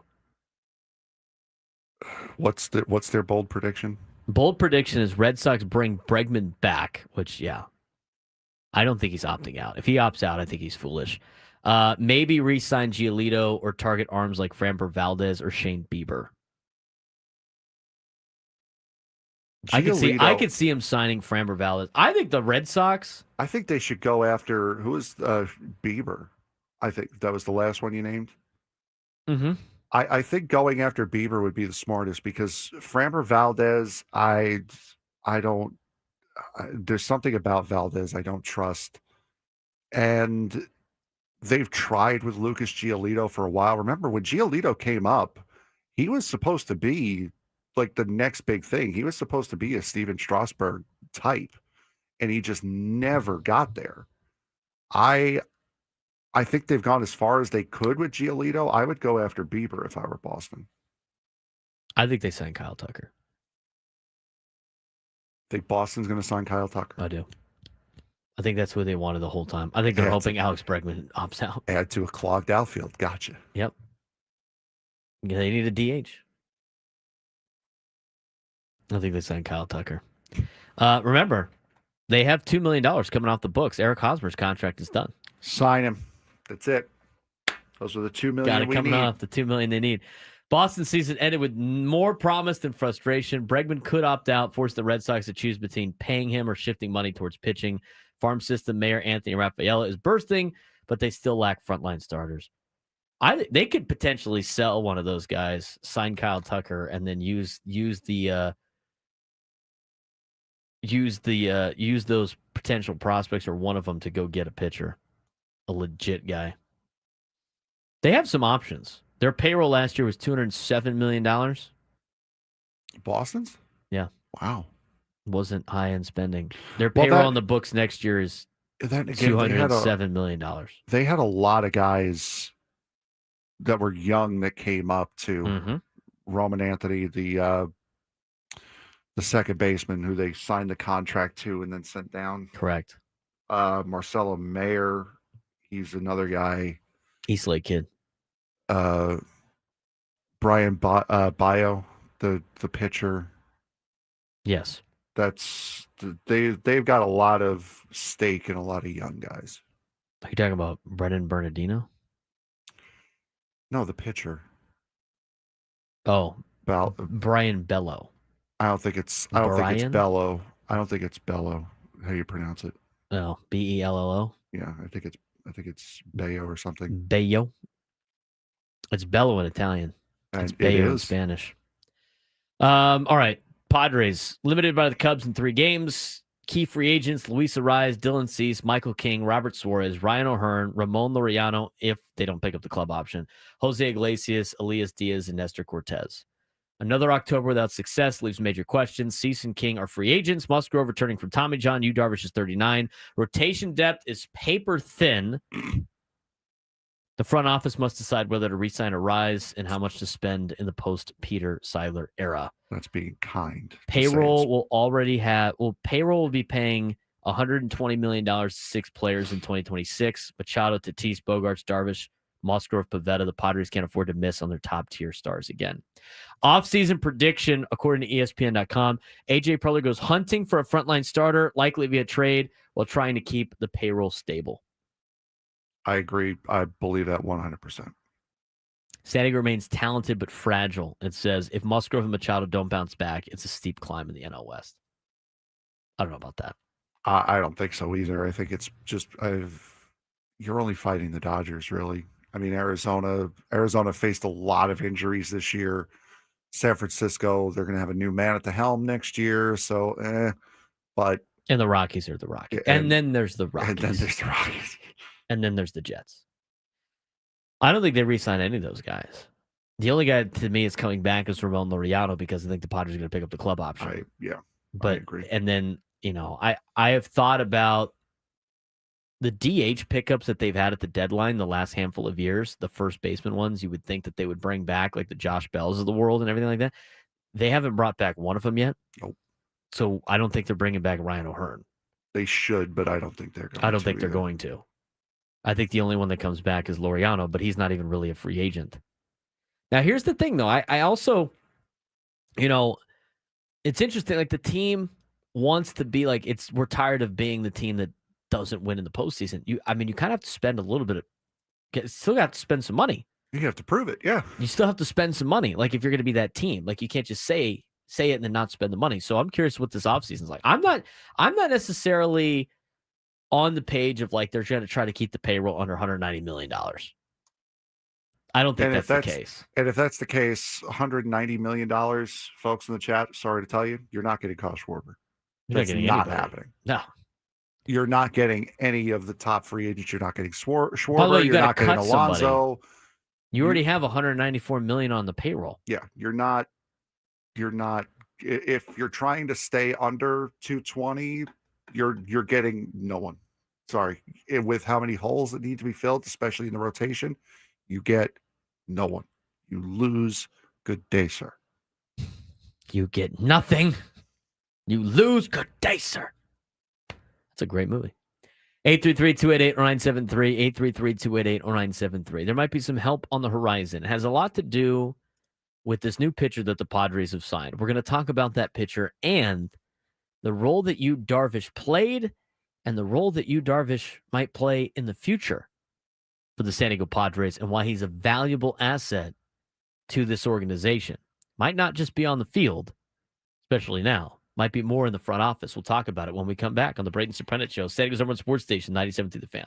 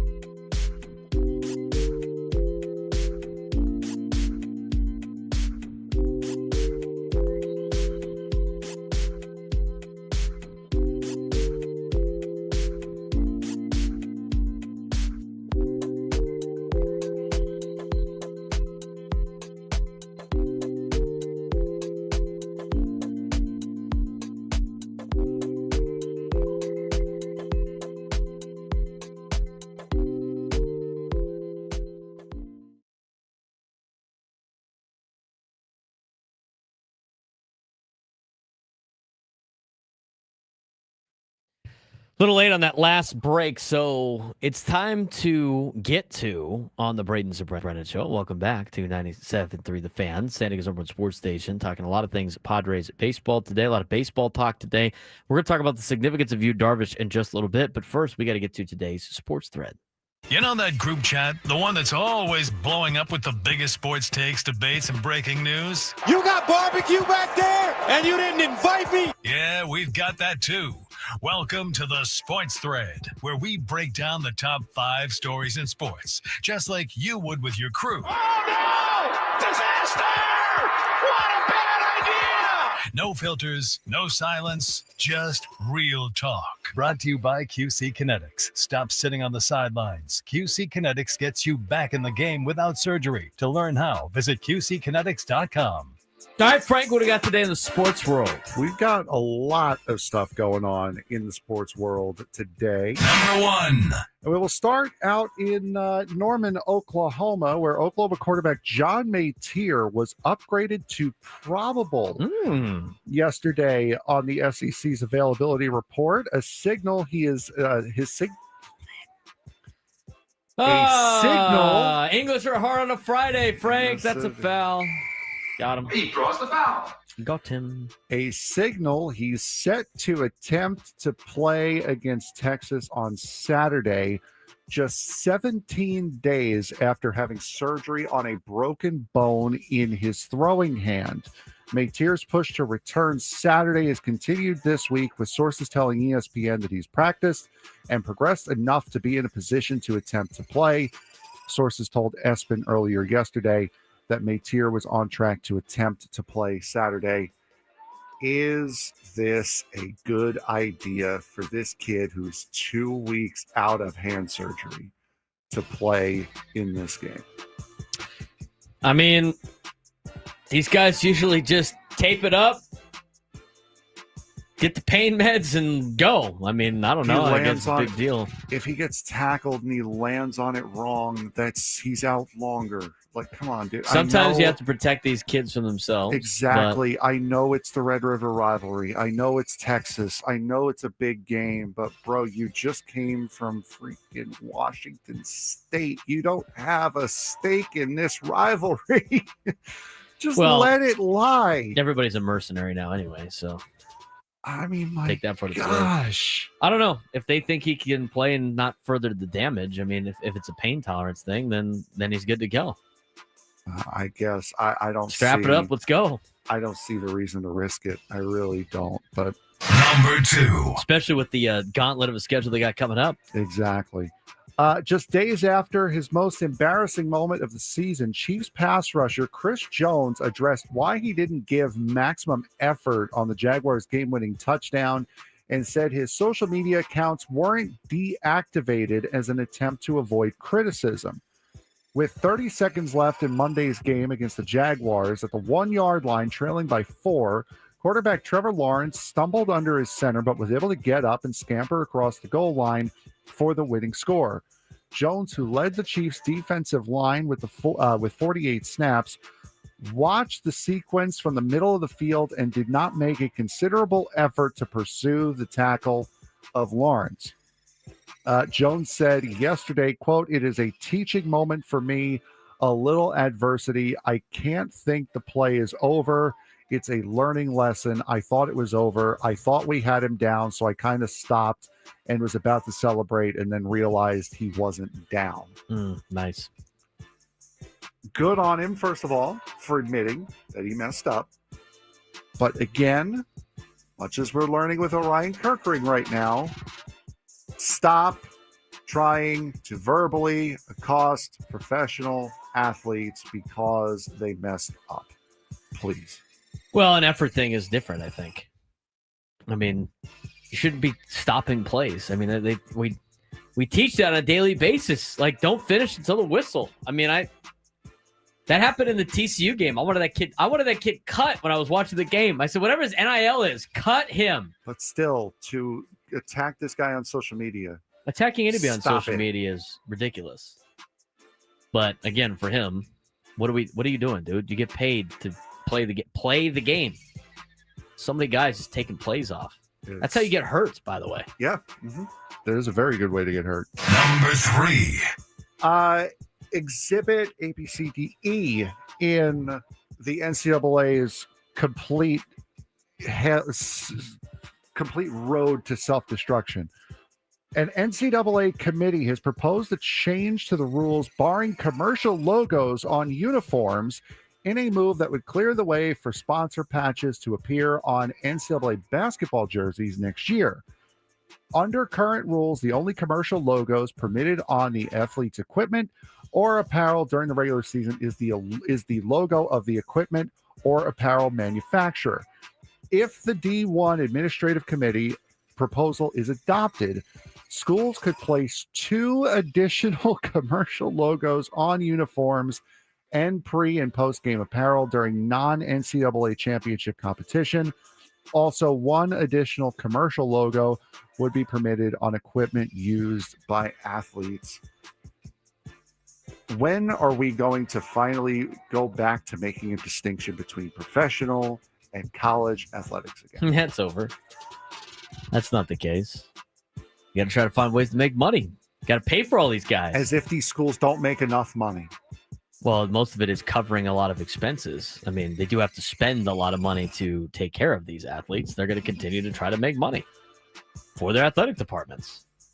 I mean, they have to do that, Frank, to keep the women's sports alive. I mean, if we want to have that conversation, do you think women's field hockey at some of these schools is lucrative enough to be able to pay for their own stuff or travel them across the country to play games? Right. I mean, this is what you have to do. No, I understand that, but now it looks stupid. I think putting ads on jerseys looks dumb, but at this point in time, if it's a way to generate more revenue, they're going to do it.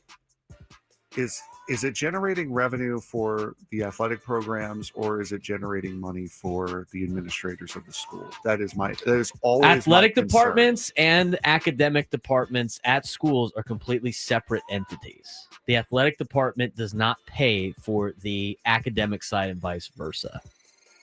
So no, they don't get to keep that money. In fact, most schools break even or lose money in their athletic departments. I mean, UCLA is hemorrhaging money right now as an athletic department. Arizona is hemorrhaging money right now as an athletic department. You can't compare everybody to Texas. As long as it stays in the athletic department. It's exactly what it's doing. That's exactly what it's doing, is staying in the athletic department. I mean, who do you think's making the money? The athletic directors? They're not making a lot of money either. Who's making the money? I'm asking, who's making the money? For me, I've always been trained that there's always something nefarious going on. So it's the school finding a way to take money from the athletic department. Yeah, they're separate entities that run separately at the schools. And the only time that they flip is if the other one starts losing money. And more times than not, it's the athletic department losing money and academia having to pay for said athletic department. But hey, you know what? I think it looks stupid. Yeah, but if it's gonna give San Diego State an opportunity to get better basketball players, I'm sure most of their alumni are probably all for it. Absolutely. Number 4. In a story that would make my mother cringe. Are they wearing yellow pants? Yellow shorts. Los Angeles Lakers star LeBron James, who is yet to participate in training camp, will be sidelined an additional 3 to 4 weeks because of sciatica on his right side. Meanwhile, my mother works at a grocery store, is lifting heavy 35 packs of bottled water with a massive sciatica problem. Don't see her taking a month off of work for it, but hey. James, 40, my mother's older, missed the Lakers' first 2 preseason games and is yet to participate in a full practice because of what Coach J.J. Redick described as nerve irritation in his glute. Sciatica is described as symptoms of irritation and inflammation or compression of the sciatic nerve. The nerve originates from a cluster of nerve roots at the lumbar, lower spine, and travels through the gluteal muscles.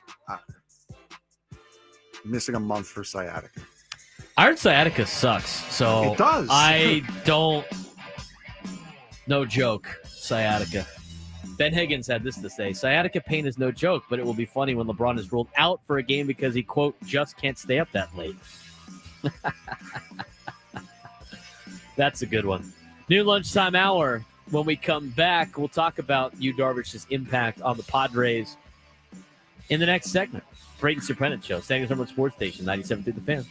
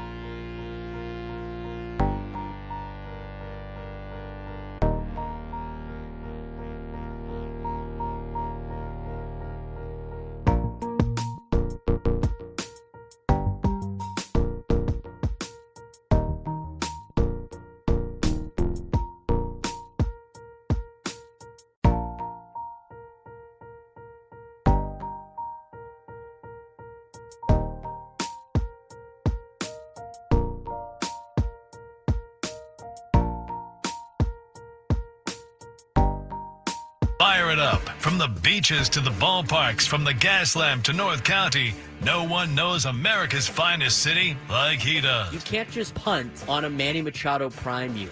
He's a fourth-generation San Diegan, born and raised in the heart of this community.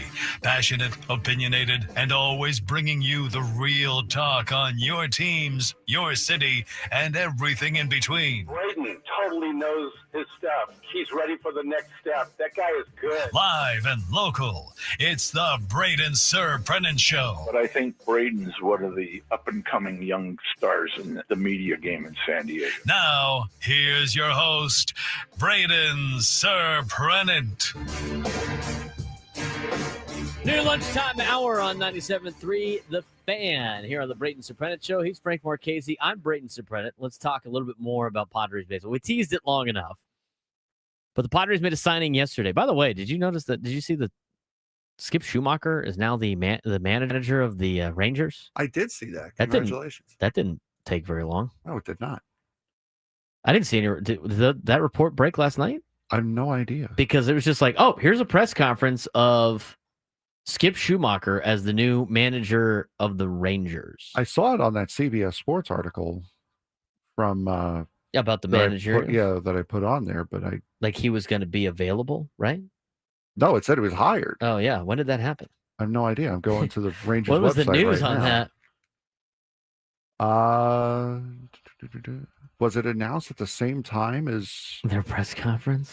No, was it announced at the same time as Bruce Bochy announcing he would step aside? Maybe and he did. Just kind of we missed it. It just kind of flew under the radar. Yeah, maybe. I mean, I'm trying to find like when the news broke. It must have happened a couple of days ago because Jeff Kolb for Fox 4 in Texas said, "Here's what we know about Rangers' new manager Skip Schumacher." That was on October 4th. I was so preoccupied all these other things, not paying attention to the Texas Rangers. October 3rd.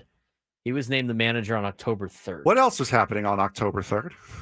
Let me check my calendar. On October 3rd, that was it was Padres baseball. That was the day after the Padres got eliminated from the playoffs. Yeah. So that's why we missed it. Forgive us if we were a little preoccupied with something else. Yeah. Apparently Bennett Woods talked about it all week. Oh, well, must have missed it. Well, we know how tight Woodsy and Skip Schumacher are. That's true. Yeah, well. But he's the new manager of the Rangers. New to us. We also had another update, too. What is the... I got another text. What's but happening? Another news we got. Hang on. National media is finally realizing that Julian Sand is the clear frontrunner to win the Heisman Trophy. Hey, there you go. How about that? It only took 7 weeks. That's great. The Carlsbad kid. Love it. I could, I'm going to refrain, but I like throwing in some high school smack talk too, but Heisman Trophy winner, potentially, which would be great for him. No championships for Carlsbad during that time. So there's that. We'll talk more high school football later on in the show. Look forward to doing that. There he is. I knew that was going to come. I need money in the chat. Carlsbad, a real North County city, unlike Poway. I got people we got a big game tonight against Point Loma, Frank. Mm-hmm. We've been getting text messages about it from, I don't know, random Point Loma people have been talking mad smack tonight. And I'm like, okay. It's going to be fun. Sounds good. I mean, they're undefeated. They're 6-0. Sounds good. All right. I'm looking forward to it now. I wasn't before. I mean, I take every game seriously. But then, just like the kid at Scripps Ranch that was talking smack to me the other day. Mm-hmm. Did I tell you about this? Did I say this on air? No, you told me coming up the elevator today. Yeah. I'm at the Scripps Ranch Cathedral volleyball game this week. It was after practice. I'm wearing Cathedral stuff, but I was rooting for Scripps, knowing the coach, the assistant coach for Scripps Ranch volleyball. And after the game, this kid just starts like running his mouth about Scripps Ranch football and how they're going to destroy us in a football game next week. And I was like, what? I felt like, you know what I felt like? You ever watch like... Sir, this is a Wendy's. 100%. I felt like Nick Cage in National Treasure 2 when he had the kid arguing him about history. Just run along. Just run along. So this kid's talking smack. He starts talking smack about how this other kid at Scripps Ranch High School is going to shut down Honor Falave, who is a 5-star recruit who's a I'm just like, all right, dude, whatever. And so I'm like, just please stop talking to me. And then that's we how come to find out. That's how I interact with like 95% of people, by the way. Can you please stop talking to me? Please stop. The difference is this is a child. I cannot get into this. Is a child. Okay? It's a child.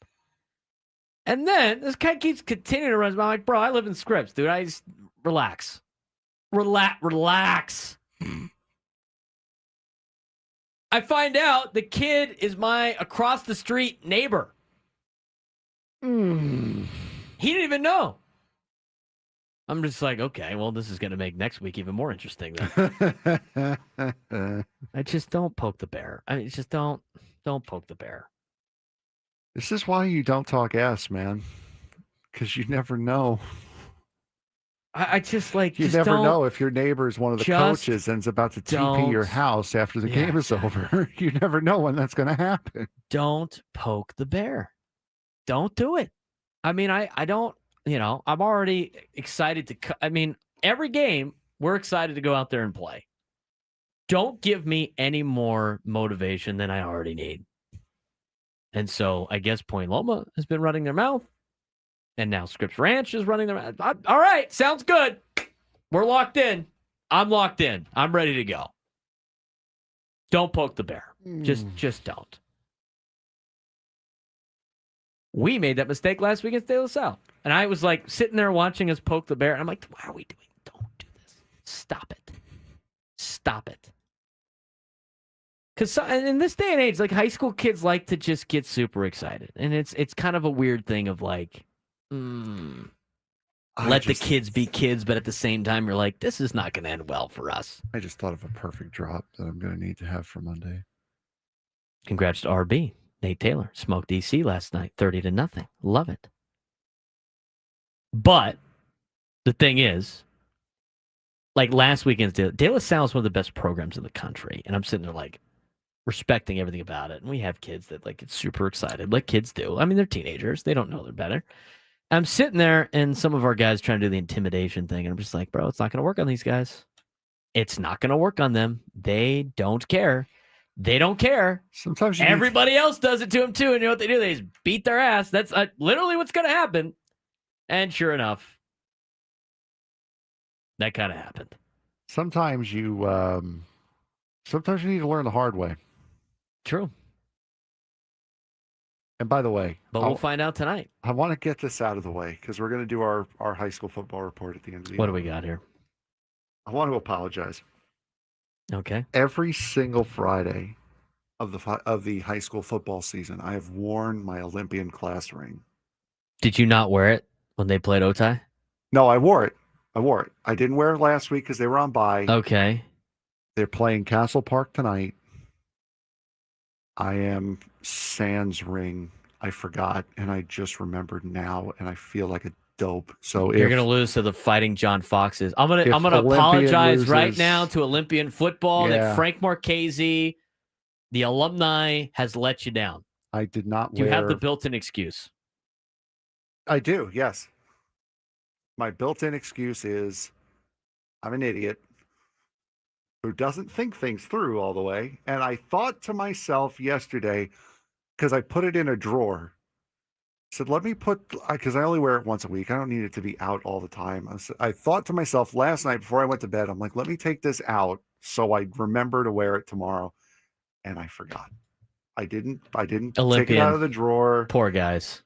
Olympian, if you lose tonight, I don't think they're losing to Castle Park. If you go 5-2, I'll take the full blame for not wearing that. That's a technical foul on Frank. If Olympian loses tonight, I will eat that.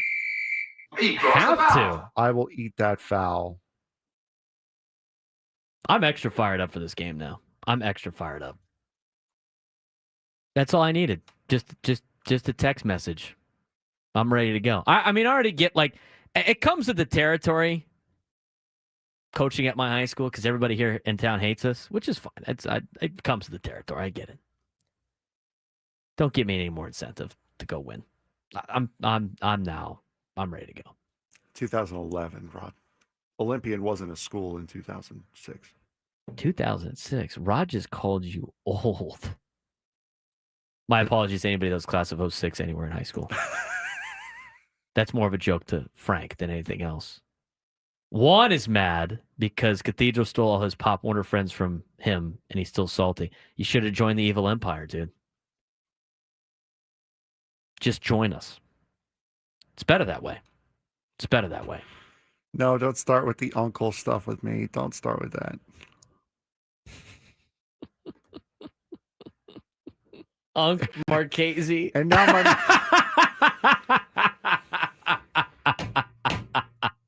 Oh, no. Wilbur's class of 06.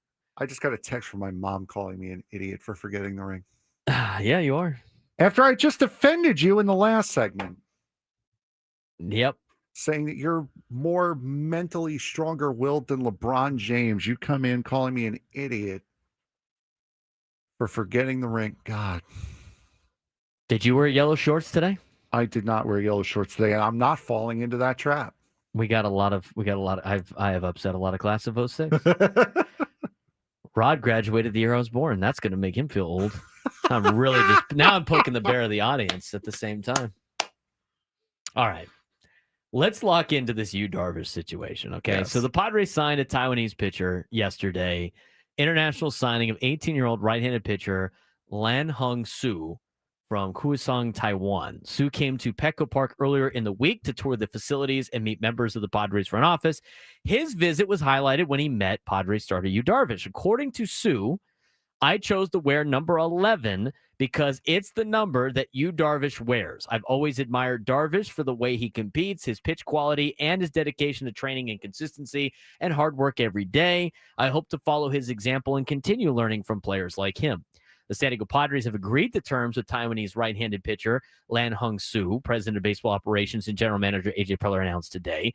Su, who's 18, was the top starting pitcher at Kaohsiung City Sanmin High School and most recently pitched as the closer for the bronze medaling Chinese Taipei 18U national team and the 18U Baseball World Cup in Okinawa, Japan in September.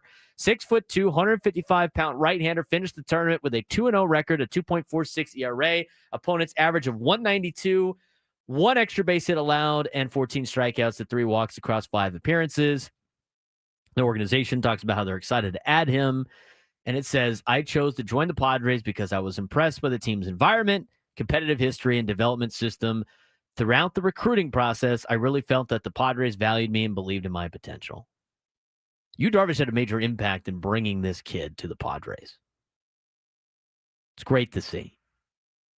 It's a reason why Yu Darvish can still help out this team and why I think he will be part of the organization, but also why I think he might be close to retirement.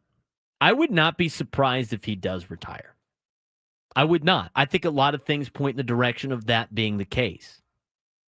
Yu Darvish in this last year has been a battle in terms of just being healthy enough to pitch.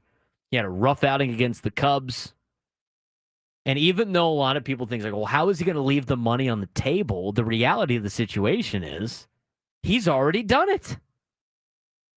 He asked to be put on the restricted list last season when he was missing time for a personal matter that we don't know about, nor do I need to. He did not collect the money. He didn't need it.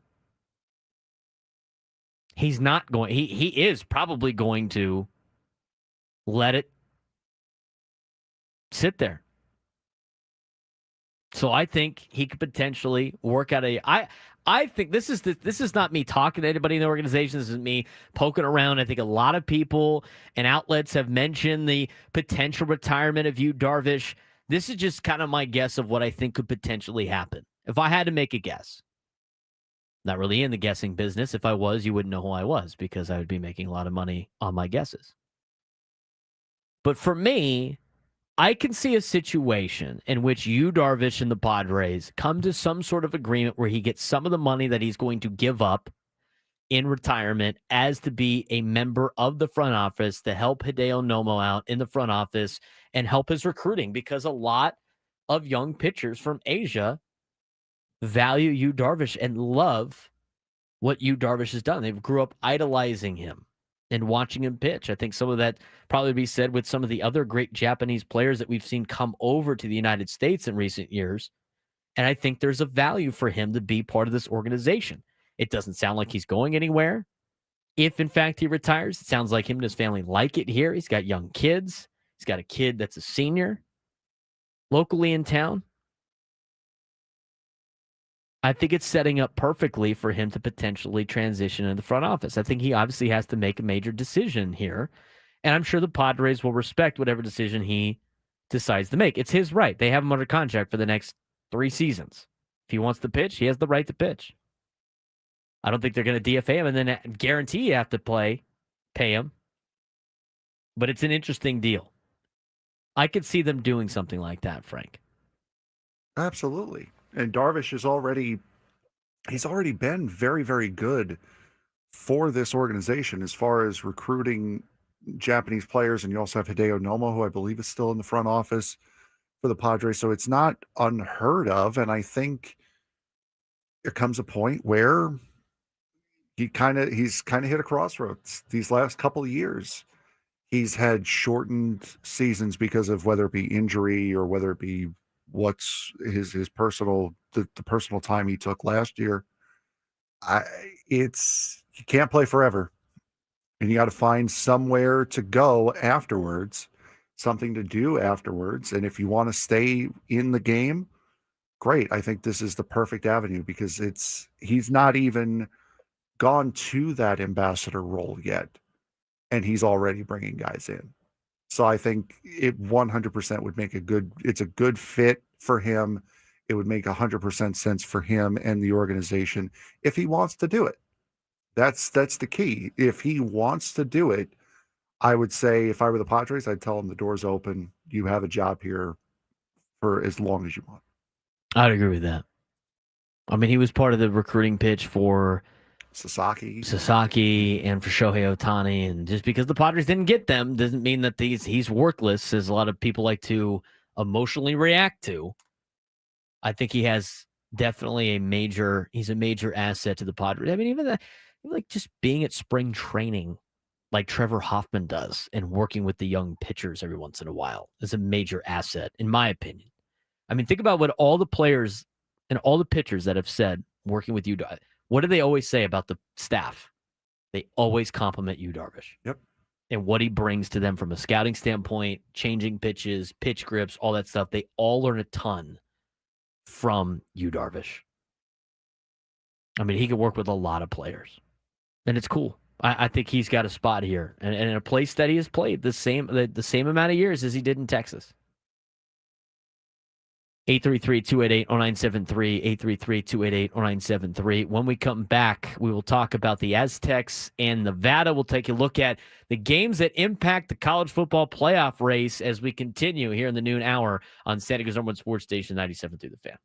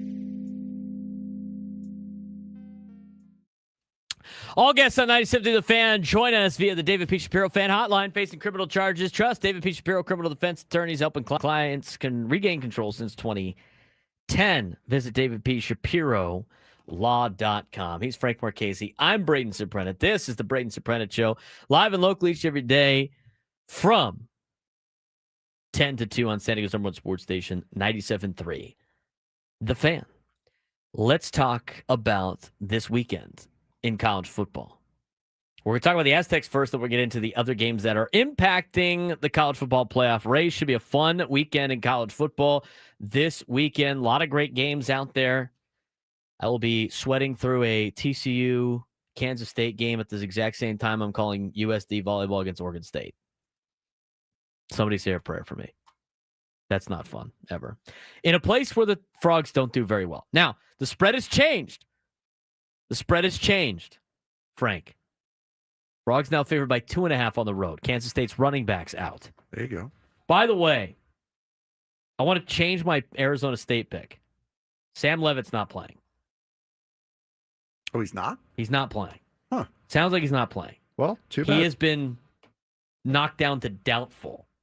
He was probable. He's now doubtful. The spread is now moved to 8.5 for Utah. That's a shame. That's a 3-point spread change. That game now is invalidated.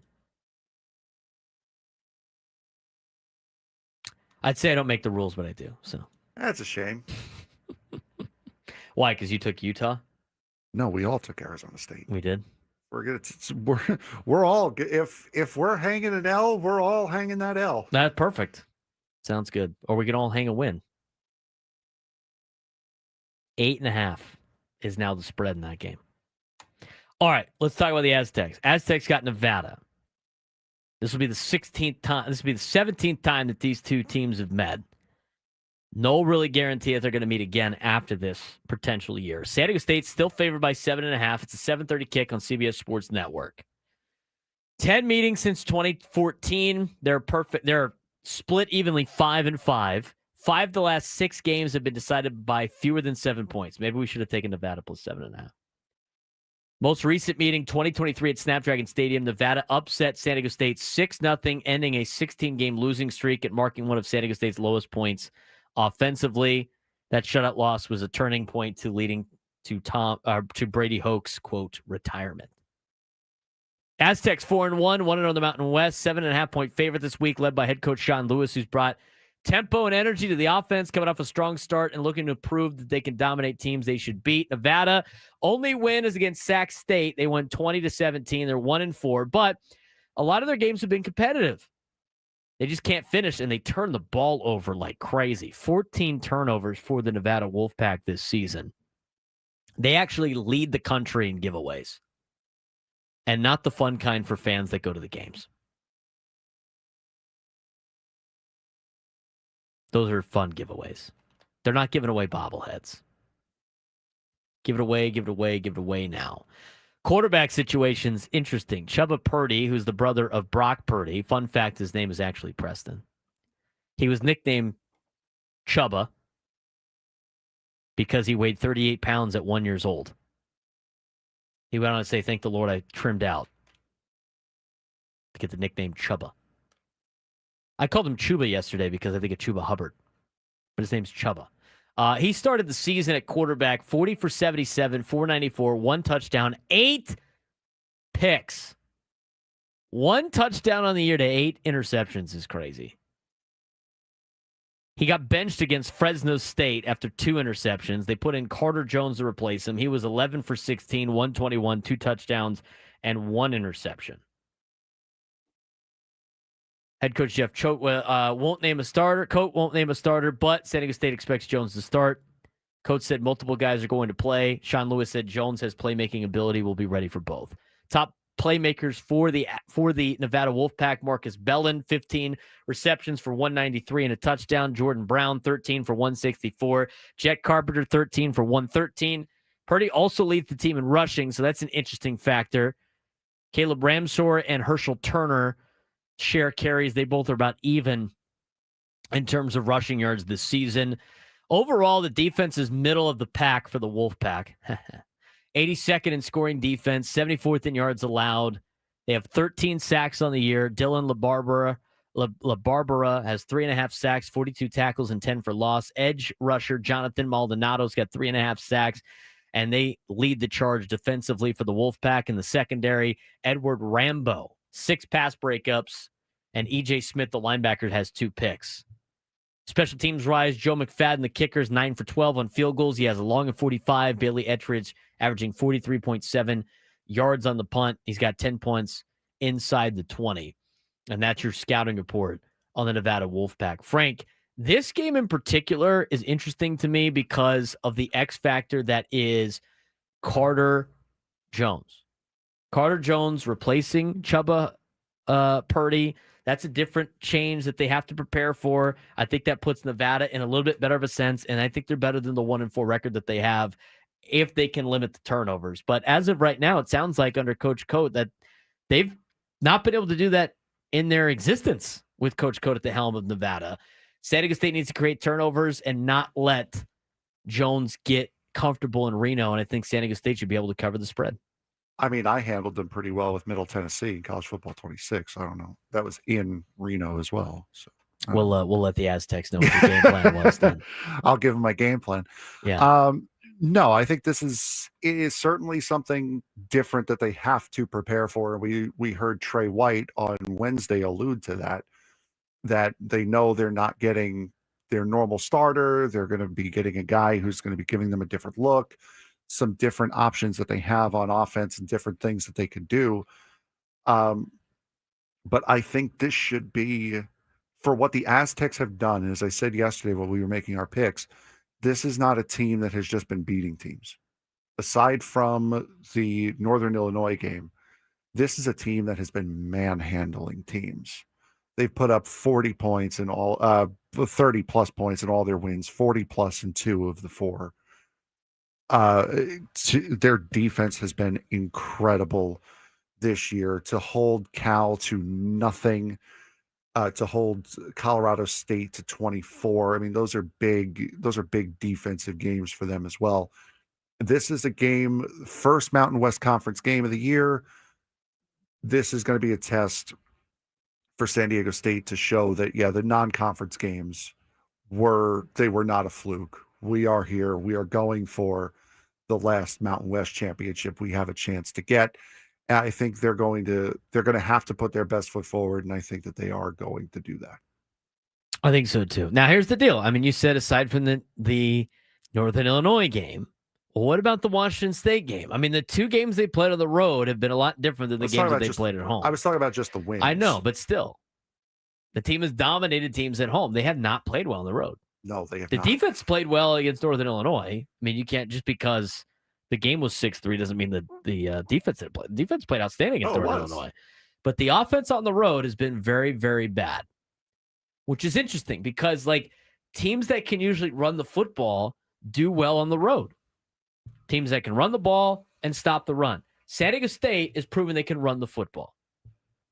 But what happened to them against Washington State, they got away from the run when Lucky Sutton is averaging 5 yards a pop, and they got other backs that can also get the job done, like Byron Cardwell, like Christian Washington. They have to run the football and establish the run early. Lucky Sutton is second in the Mountain West in rushing with 450 yards. Feed Lucky. Yeah. And you got change of pace backs. I mean, you got Lucky, who's more of a bruiser, right? He's a big back, but also has breakaway speed. Byron Caldwell, you can use in multiple aspects. I mean, he's kind of a tweener running back in terms of like he can run the rock between the tackles, but he also has good elusive speed. And then you have Christian Washington, kind of a scat back. I mean, you got a three-headed monster back there. Run the football. Absolutely.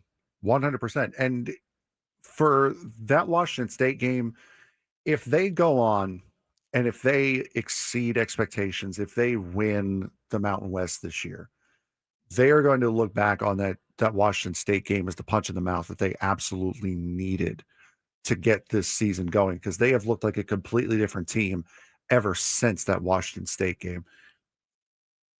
They have to be able to control the pace of this game early. They need to be able to control how this game is played, because if they get caught in a position to where they're relying on Jaden Denigal to get them huge yards through the air, and we've seen that they've really, his favorite target was Bostic earlier this year. That has kind of gone by the wayside, because now you've had Jordan Napier, who had never had a 100-yard game in his career. Now he's got at least two, possibly, I think 3 actually, 100-yard games this season. I don't think with the limited amount of targets that Denigal has, that they can afford to let this slip to where they fall behind and are left in a position where they're chasing. Because when you're chasing, you get away from the running game, which is what the bread and butter of this San Diego State team is.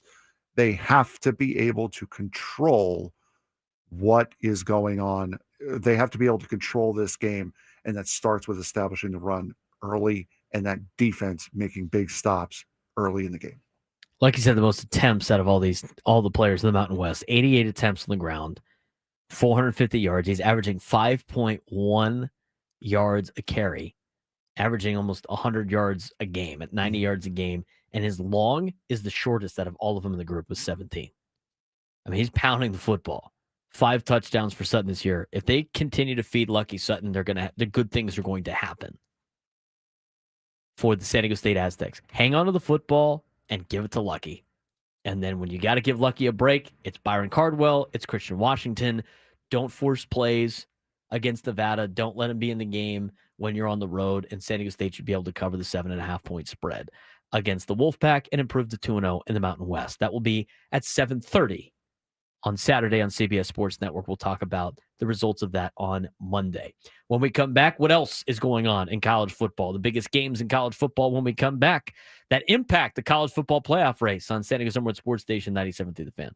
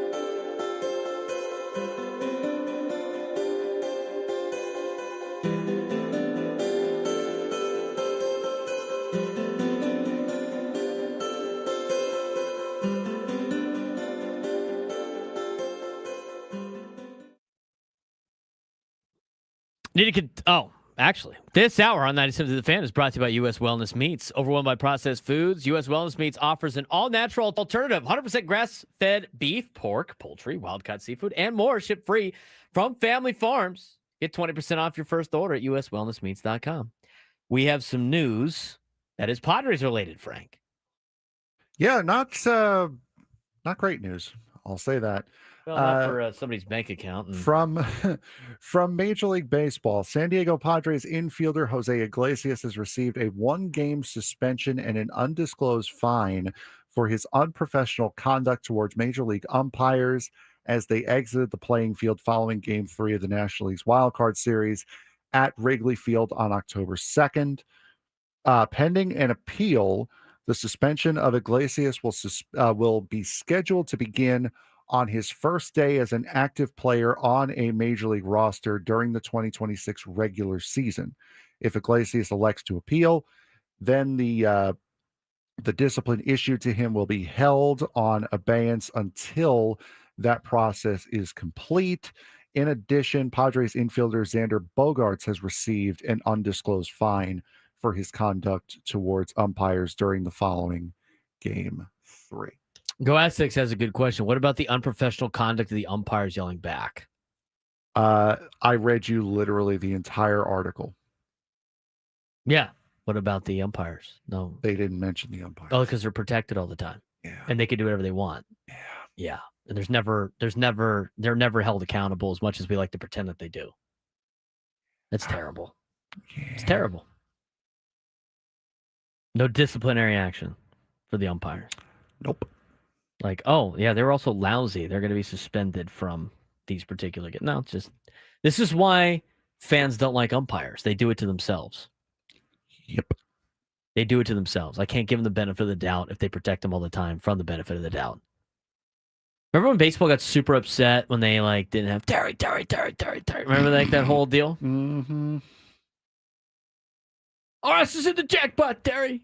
Like that made me stick up for umpires. Like, oh, okay, that's how the conversations go. And then Major League Baseball, we have to get rid of these umpires being mic'd up. It's trying to give me a break, dude. I'd actually probably feel for the umpires more if I knew what they were talking about. Yeah. Funny how that works. Yeah, isn't it? funny how that works. They're just so secretive about it all the time. It makes me not like them. Like at all. There needs to be some type of punishment for both. I thought both parties looked very unprofessional. Yes. I mean, the home plate umpire started to jaw a little bit, and then Bogaerts got in his face, and then he ran away. Like,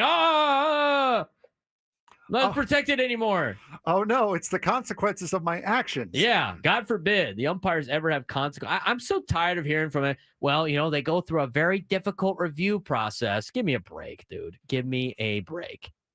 This is where we need Mike Winters on the line. I know. Maybe that's a Monday or Tuesday thing. Seriously. I love the NHL refs. I agree, Augie.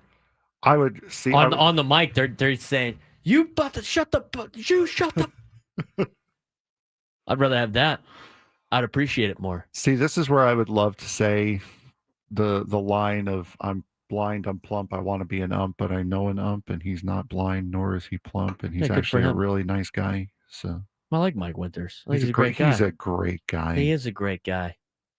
But I will not. I'm not going to say that though. Anyway, you should be able to hear the replay booth. We should. Yes. I think you should be able to hear it. They do it in the XFL. I haven't yet seen it in the Big 12. Go Aztecs is saying they're letting us hear it in the replay booth now in the Big 12. I can't wait for that either because they screw that up all the time. Fantastic. It is fantastic. I want to know why do you have to be sneaky about it? Where's the transparency? Guys, we don't know what we're doing. I can't really. You know what? When the XFL had that, Premier League has in it. the spring, right? I mean, something like the Big 12 is showing images. I don't know if they've had the audio on yet. At least they didn't have it for the TCU game that I watched. But when they had the audio and I was watching the clip and I was like, oh, no wonder they're saying it's this. They don't see it. This is what they're seeing. This is the explanation we're getting. Why not have the transparency? I would probably give them the benefit of the doubt more often. Yes. Instead of going, what in the world are they looking at? It's not because we're nosy. It's because we want to know why they came to the conclusion they came to. Yeah. Don't be sneaky Funny about how it. that works. Don't be sneaky about it. And then in baseball, too, they finally started getting them to say like something instead of just like do a hand signal. That doesn't tell me anything. In basketball, now they have to go to a little microphone and explain it to everybody in the arena and explain it to people on television. As should be standard. That should be industry standard. 100%. 100%. That's what needs to be the case. I'm glad that some college, and notice it's the ACC and the Big 12 that are doing, not the big conferences. Yeah, the ones that want to be like relevant. All the sports that want to like get a little bit more of relevancy because they're not the big dog, like spring football, Big 12, ACC, some of these other sports like rugby and stuff like that. They're doing it to try to get some relevancy. Now, the big organizations and leagues that don't have to do it aren't going to do it. Speaking of being transparent and relevant, are we getting surprised by a midday sports standoff today? Or are we going to actually legitimately? We got high school football to talk about. We got the NFL whip around to talk about. We got college football to talk about. We got Drake Hills coming on the show. We got a lot of stuff we got to get to still. Are we getting surprised, or are we punting on the midday sports standoff? I would punt on it the way we're punting on a Manny Machado premiere. Yes. Okay, so we are punting. Please do not surprise us today with the midday sports standoff. But next week, if you take me down to sports trivia, you would be qualified for a chance to win our grand prize, a trip for two to see Jerry Seinfeld in Las Vegas, including 2 tickets to the show on April 17th at the Coliseum at Caesars Palace, a 2-night stay at the Flamingo Hotel and Casino, and a $100 gas card. Jerry Seinfeld returns to the Coliseum at Caesars Palace on April 17th and 18th. See Ticketmaster.com for tickets. Danny in Encinitas? Where's Danny calling from earlier today? Tell you he knows the Ass Man or something? Oh. He's related to the Ass Man? What was that about? So since we're talking about Jerry Seinfeld, we were talking about Ass Man. Yeah, we were talking about Seinfeld, and of course the Ass Man license plate came up, and he called in. I forget. Oh, what was his name? Yeah, there was a guy who has already claimed the Ass Man name, and he has done it in the best way possible. Danny was related to this gentleman, and somehow the phone was breaking up, so we didn't quite hear it. He's a former Toronto Maple Leaf. Mm-hmm. Name is F.J. Selke.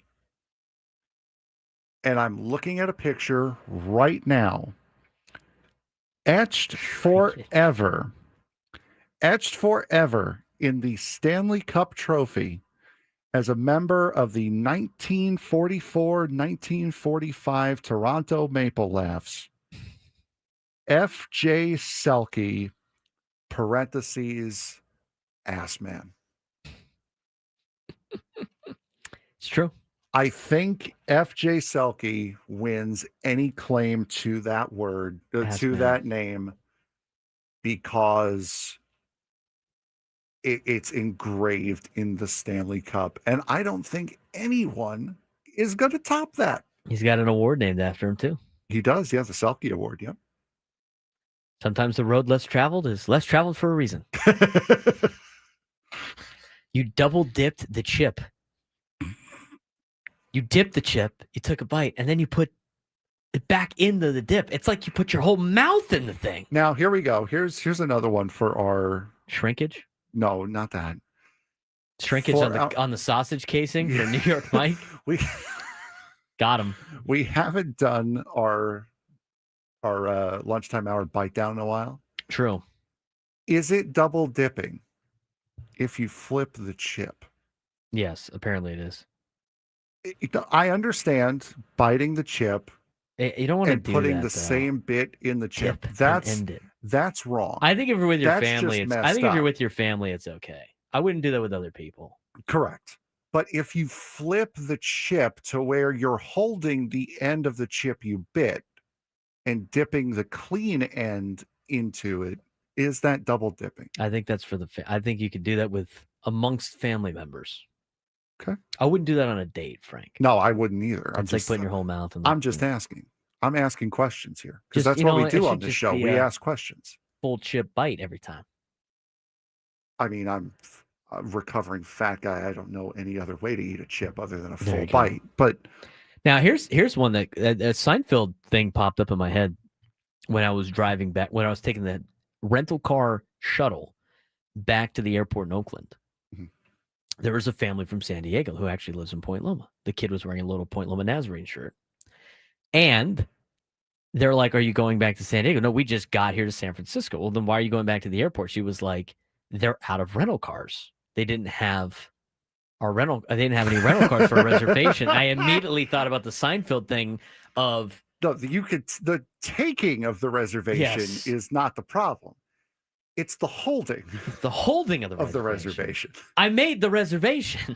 What's the point of making the reservation if you can't hold it? Hold the reservation. They love to do that at rental car companies, don't they? Yes, they do. Or you're like, I reserved this type of car. When have you ever reserved the car at a rental car company and actually got said car that you reserved? What's the point of the reservation? I love that bit. By Jerry Seinfeld. That's why if you're going to visit somewhere, you visit somewhere where you have family that can pick you up or can lend you a car. Because there's not a lot of people that show up to rental cars like, I just need a rental car. Most people that need a rental car when they fly to a place make a reservation for the rental car. What is Jake Waters in the chat? I was in Houston and they were out of rental cars and I had to drive to Austin. That is not close. What a nightmare. It was 2 weeks ago. Oh, God. What's the point of the reservation? What's the point of the reservation? I don't know. What's the point of having lights if they're just going to shut off because of no motion sense? I like that. I know what a reservation is, sir. I don't think you do. That bit is so funny on Seinfeld. So funny. How did you drive to Austin? Yeah, how did you get to Austin? I hope he took a Greyhound. That makes that story more miserable, Jake. You Ubered to Austin? That's an expensive car. Hopefully the rental car company paid for it. Clay asking the real questions. Request from State Farm, Jake. Dexter in Spring Valley when we come back. College football as well.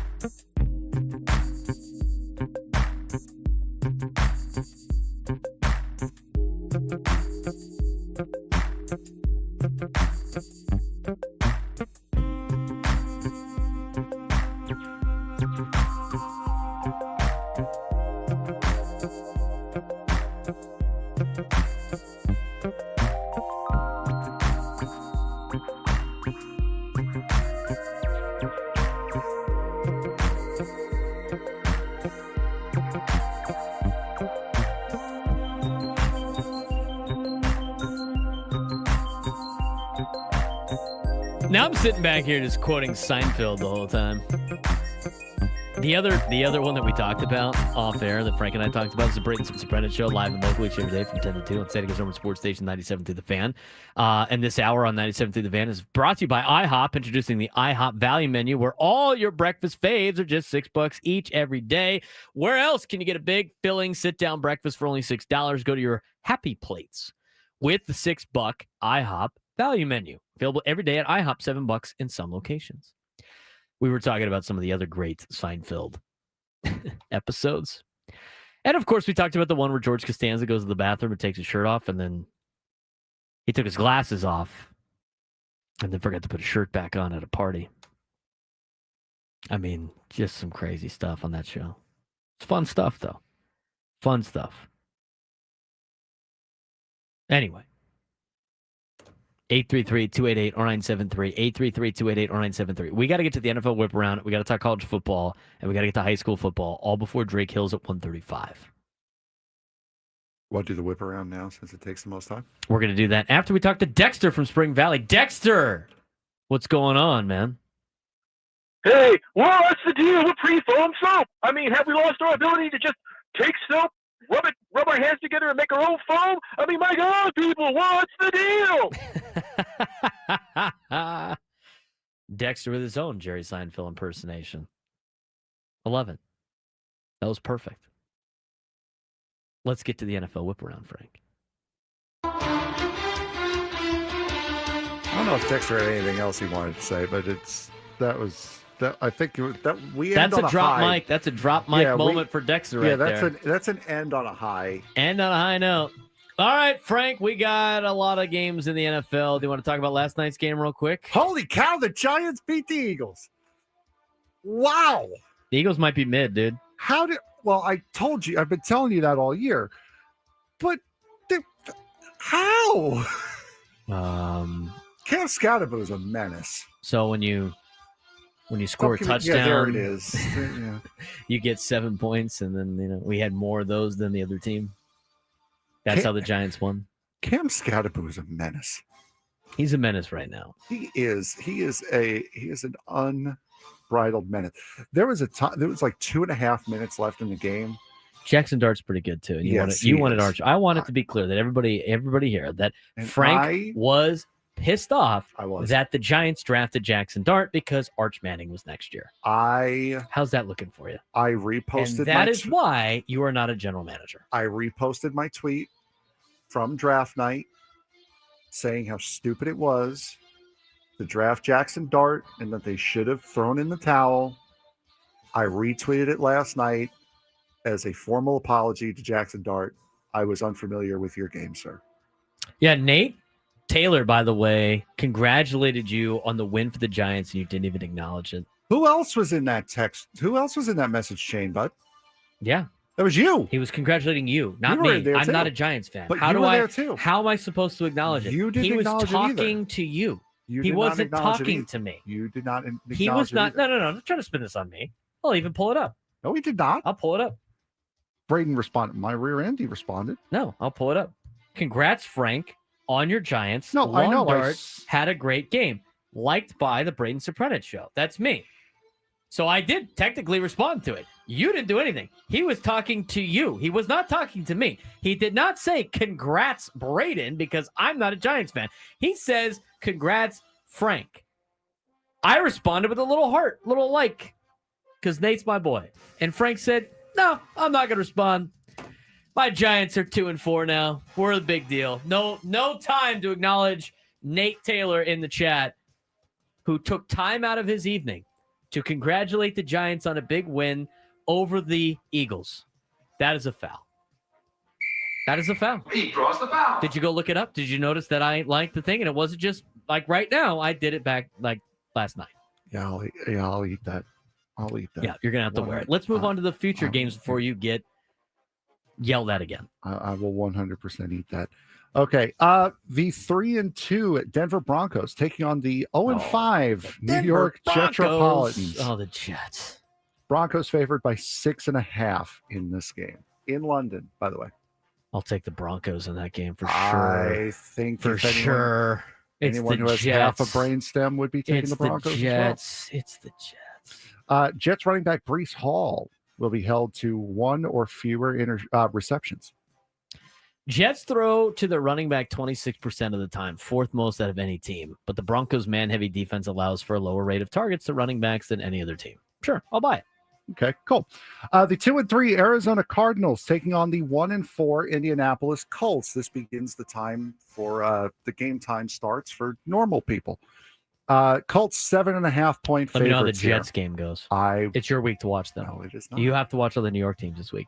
I'll take Indianapolis. I got them as my one of my survivor picks this week.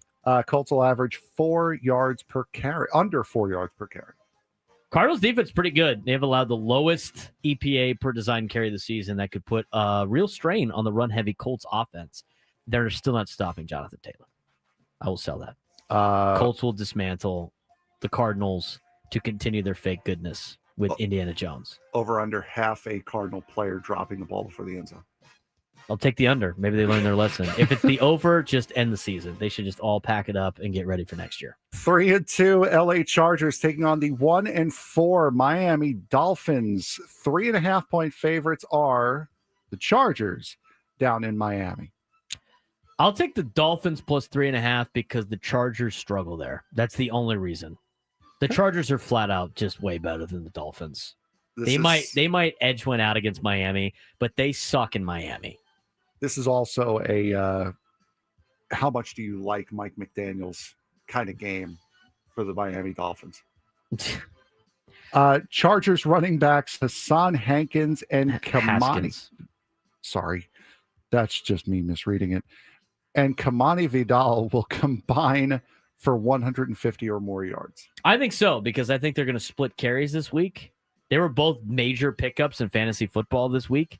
So I think they're going to be able to do that. Chargers are generating 3 yards before contact per carry, 5th best in the NFL, while the Dolphins defense is allowing 3.2 yards before contact per carry, and I think they're going to split reps. So I think the Chargers are going to successfully do that. I also think they win. I just think it's close because the game's going to be closer than it needs to be because the Chargers suck in Miami.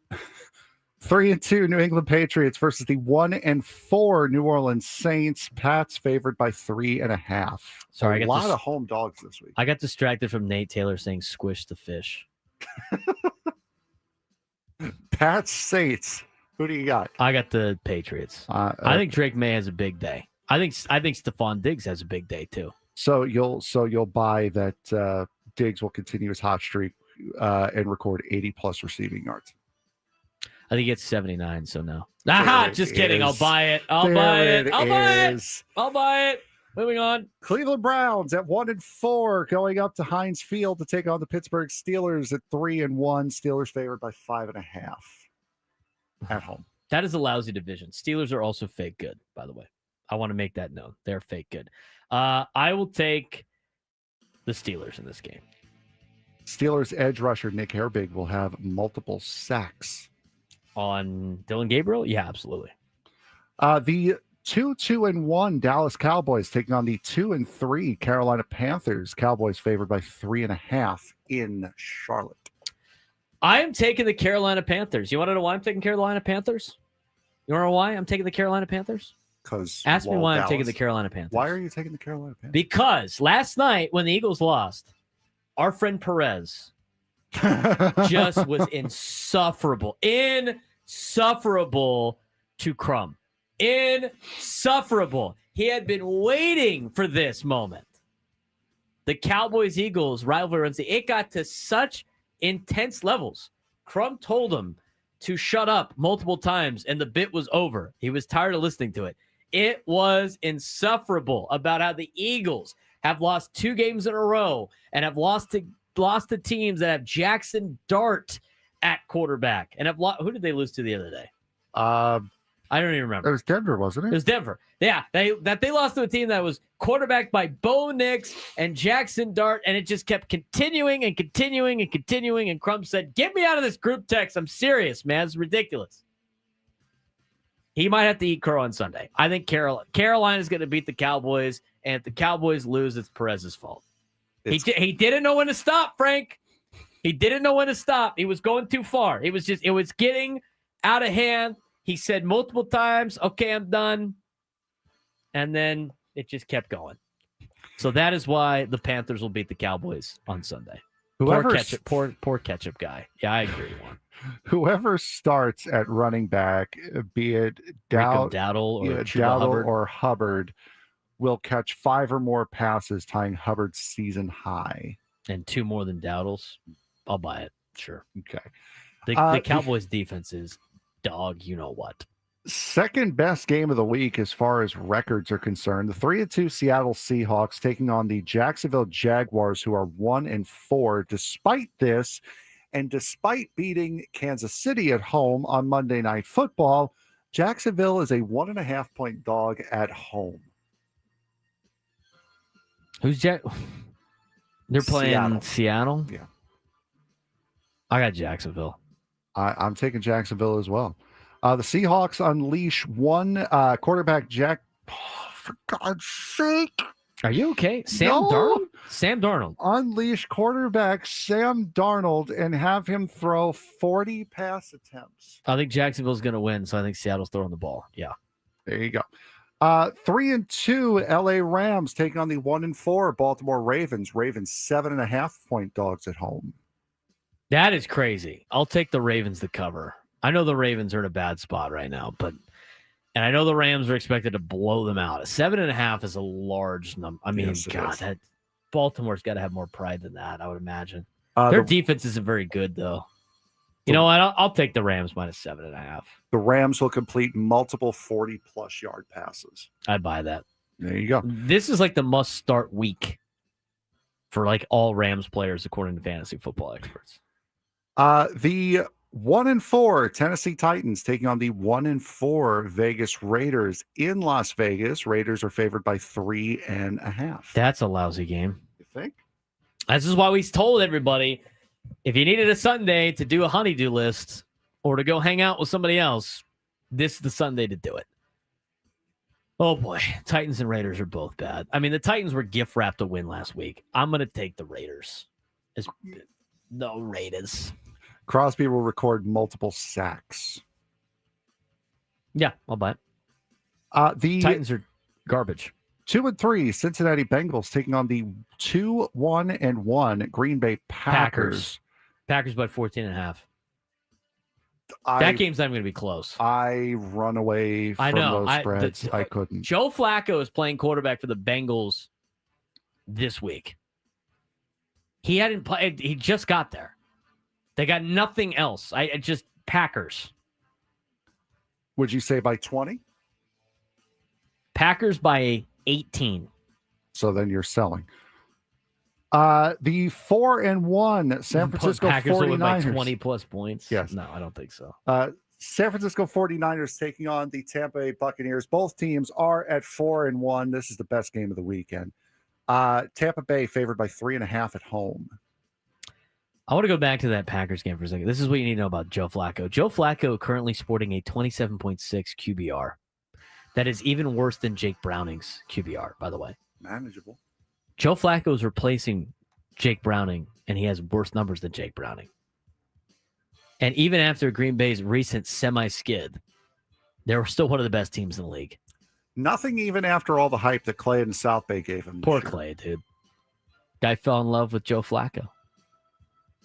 All right. What was the next game? San Francisco and Tampa? San Francisco, Tampa.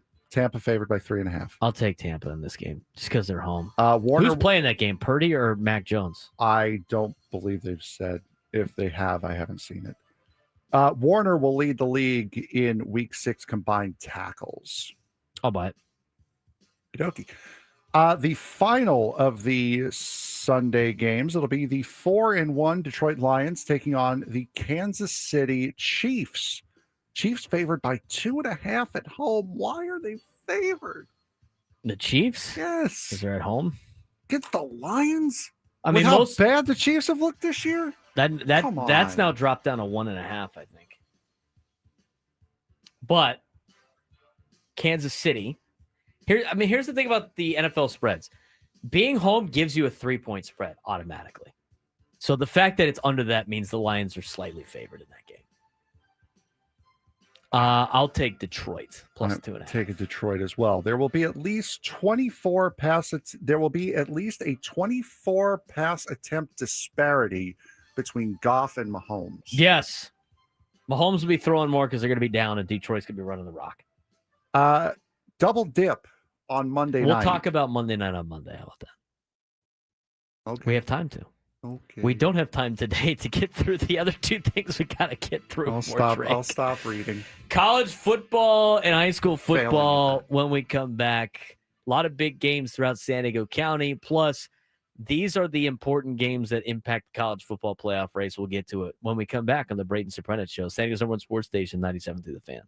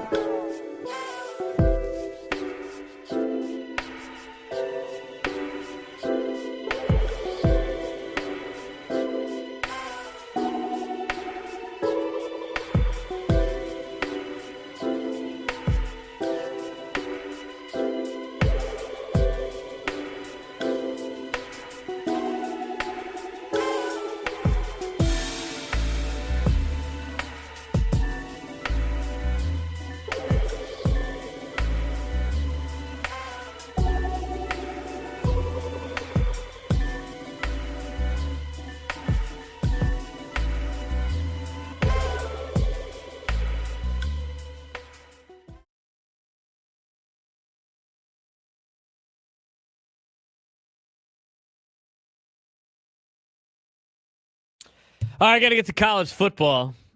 Augie's been waiting all day for it. All day. All guests on 97 to the Fan join us via the David P. Shapiro Fan Hotline. Facing criminal charges, trust David P. Shapiro criminal defense attorneys, helping clients regain control. Since 2010, visit davidpshapirolaw.com. We do have some college games this weekend. There are college games this weekend. Big ones, too. A lot of them. Just wanted to tell you that we did have college games this weekend. All right, on to high school football.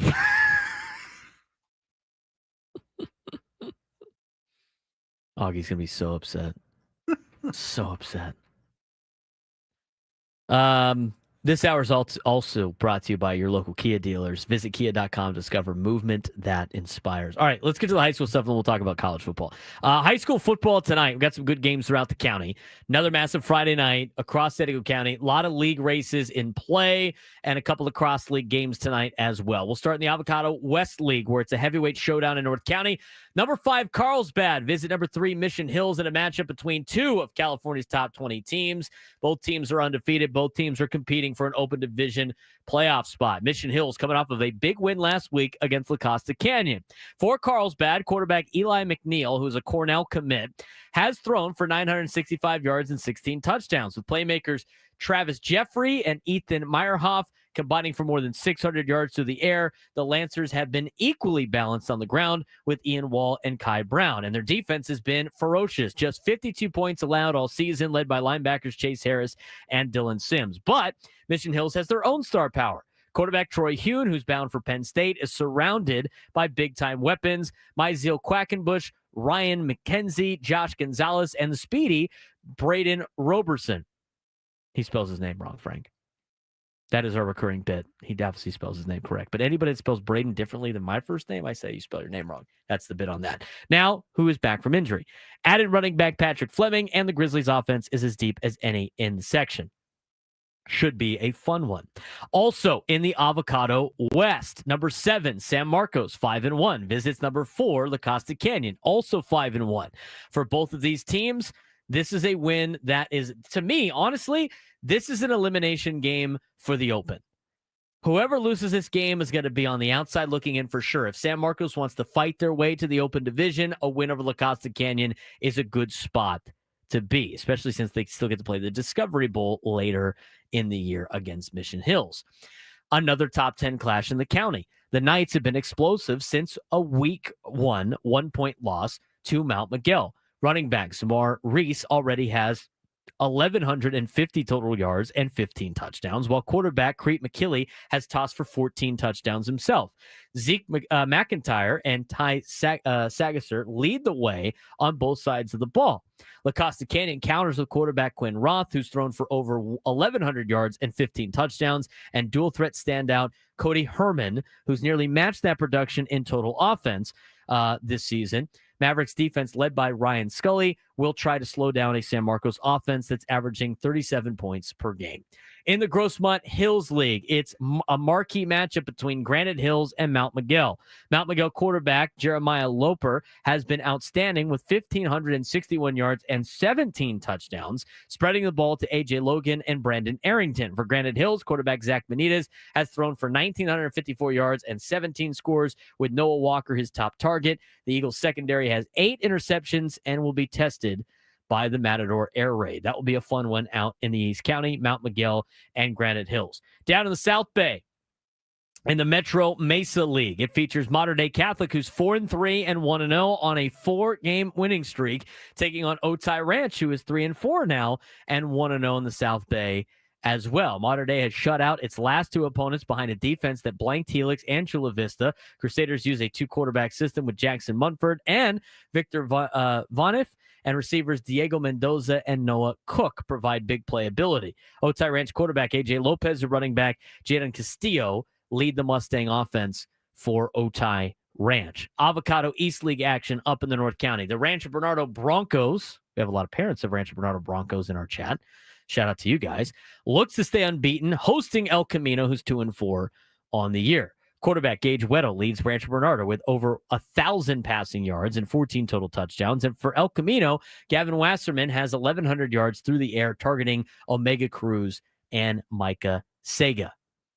Has El Camino? I mean, El Camino. I feel like El Camino's had a Sega every single year for the last 10 years. A huge non-league matchup pits number 2 Cathedral Catholic against Point Loma. CCHS 5-1. Point Loma Pointers are 6-0. EMAP, every man is a pointer. Dons will be without injured quarterback Brady Palmer, but have a trio of weapons in Willie Flores, Isaac Cook, and Honor Falave Johnson, who has over 800 total yards. As for EMAP, they feature 2 quarterbacks, Henry Hauser and Ryder Watson, and one of the section's most productive receivers in Romeo Carter, who is committed to Boise State. He has 10 touchdowns on offense. Defensively, Owen Ice leads a ball-hawking secondary with 6 interceptions. He had 4 last week in the second half against San Diego High. He almost tied a section record for most interceptions in a game. He had 4 of them in one half. Crazy. Rounding out the night, Lincoln, number 1 in the county, is 5-1, takes on a high-powered offense in La Jolla, who is 4-2. The Hornets are ranked 8th in California, loaded with tons of different talent, loads of talent. Dual threat quarterbacks Jordan Roa and Keenan Mana lead an offense powered by Rashad Robinson and Junior Curtis, who have combined for nearly 1,300 yards rushing. La Jolla will counter with Hudson Smith and Ty Tortorice at quarterback. Aiden Farrell on the ground, and Carson Deal, who has been a 2A star and an Aztec commit with 33 catches and 4 interceptions. And that is a look at what is going on in high school football tonight in San Diego. A lot of great games. Get out, go support your local high schools. If you don't know the rest of the schedule, you can go on San Diego Union Tribune's website. They have every game posted on there in an article. If not, you can also go to maxpreps.com. Look up San Diego section scores, and you will find all of the games that are in action tonight throughout San Diego County. There's probably one near you. It's fun to watch. High school football is great. I brought a couple of friends to the Granite Hills Cathedral game, and now they want to go to every Cathedral game. It's great. It's fantastic. They're locked into high school football. I got Frank locked back into high school football. And if the Olympian Eagles lose to Castle Park tonight, it's his fault because he didn't wear his class ring today. All right, now to help out Augie, who's been waiting for college football. It's time to get to college football. We got a break. We got Drake's coming up. We got till 33. We have a couple of minutes left to knock this out. Let's get to the big games in college football this weekend that have an impact on the college football playoff race. Ohio State, Illinois. Ohio State's favored by 14.5. The total on the over-under for this game is 50.5. Ryan Day is 48-0 versus Big Ten opponents not named Michigan or Oregon. Buckeyes are winning Big Ten games by an average of 28.5 points this season. First real road test versus a ranked opponent. Illinois has survived back-to-back close calls, a last-second field goal versus SC, and a narrow win at Purdue. The Illini need a signature win to prove their preseason top 10 ranking was not a mirage. Ohio State needs to stay perfect ahead of Michigan for playoff stakes. Illinois could re-enter the college football playoff conversation with a massive upset. Shout out to Julian Sand, who is starting to get a lot of looks at a Heisman Trophy potential win. He's starting to get a lot of love for that, which is great for him and his family. San Diego natives from Carlsbad. He is the Carlsbad Lancer that is quarterbacking the number 1 team in the country right now at Ohio State. Anything you want to add to this game, Frank? No, you said it. Pretty much said it all. All right, thank you. Alabama at Missouri. Alabama at Missouri. Alabama's early loss to Florida State looks worse every week, but the Tide have rebounded with 2 ranked wins. Kalen DeBoer has the Tide trending back towards a contender form. Missouri averaging 547.6 yards per game, number 4 in the country, and 292 yards rushing per game, second among Power 4 opponents. Missouri defense, no opponent has scored more than 20 points this season against Mizzou. Alabama cannot afford another loss for the playoffs. Missouri can announce itself as a true SEC power with the win. Alabama's favored by 3. I picked Missouri in this game. I think Missouri's going to give Alabama a run for their money. Question for you, Frank. I don't care if you're catching up. You got the Drake Hills interview to do that. Is Missouri the best team no one's talking about? Yes. Missouri has been a very, very good team for the last couple of years. So, yes, Missouri is. Plus, they have, as Go Aztec says, they got Bo at quarterback. Mm-hmm. You know about Bo, right? Mm-hmm. The former Penn State quarterback and future Penn State quarterback, Bo. He loves Penn State so much. He had to leave before the transfer. The transfer portal window changing is going to affect guys like Bo, who never wanted to leave Penn State. He's probably going to Penn State next year. He got a bunch of They got a bunch of freshman quarterbacks. Grunkmeyer is going to be a redshirt freshman. I think the two guys they have after him are freshmen, so they have a very young quarterback room. He is a guy like Bo, as long as his last name's not Callahan. Indiana at Oregon. Oregon by 7.5. Indiana crushed Illinois 63-10. Their most impressive win under Coach Tom Allen. Fernando Mendoza is a Heisman candidate. Oregon survived Penn State in overtime and looks like the Pac-12's college football flag bearer.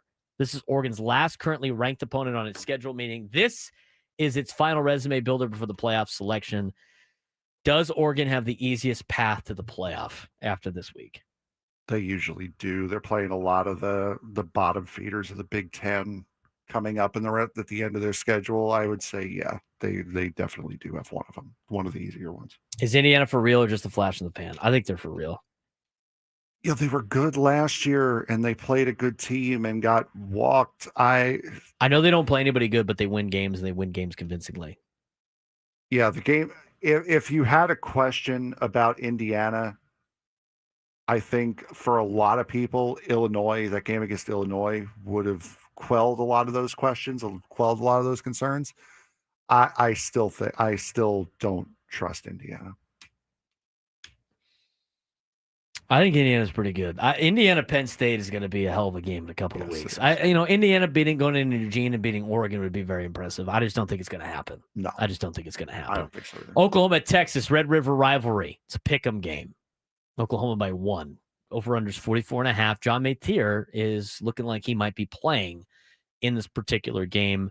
Oklahoma, to me, needs this win a little bit more than Texas does. Yes. But actually, no, it's kind of like, this is kind of a big game for both because Oklahoma's got a brutal schedule to finish.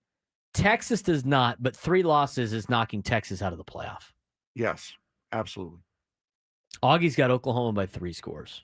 I think it's closer than that. The games are usually close. Horns down. Horns down. Georgia at Auburn is a game that we did not pick. Georgia's trying to stay alive as well as Auburn. Auburn's 3-2. Georgia's 4-1. A loss for Georgia might knock them out of a college football playoff spot. Auburn trying to stay alive in college football playoff mode after starting off to the season really good, going to Oklahoma and losing, and then they've had a little bit of bad luck after that. Dark horse game, Michigan at USC. SC's fair by 2.5. Michigan is yet to beat a ranked opponent, desperately needs a marquee win. USC has fallen out of the top 25, but has a chance to right the ship at home. I said I think USC has that game. I like Michigan in that game. And I'm not really a big fan of Michigan. Something in my gut's telling me that USC's got that game. That's because Michigan can't try. Because you know why? Because they got to travel across the country. No, I don't even think that's the reason. Yeah, I think doesn't even have to worry about travel. Exactly, right? All right, let's take a break. When we come back, Drake Hill's live from Eugene, Oregon. Maybe he'll give us a full report on Oregon and Indiana. And then we'll talk some Soccer 101 as we get to the last weekend of San Diego FC. That will be next weekend. They're off this weekend, but they got one more game left, and then it's playoff time for the MLS. We'll talk about it with Drake Hills to finish up the show. San Diego's Urban Sports Station, 97.3 The Fan.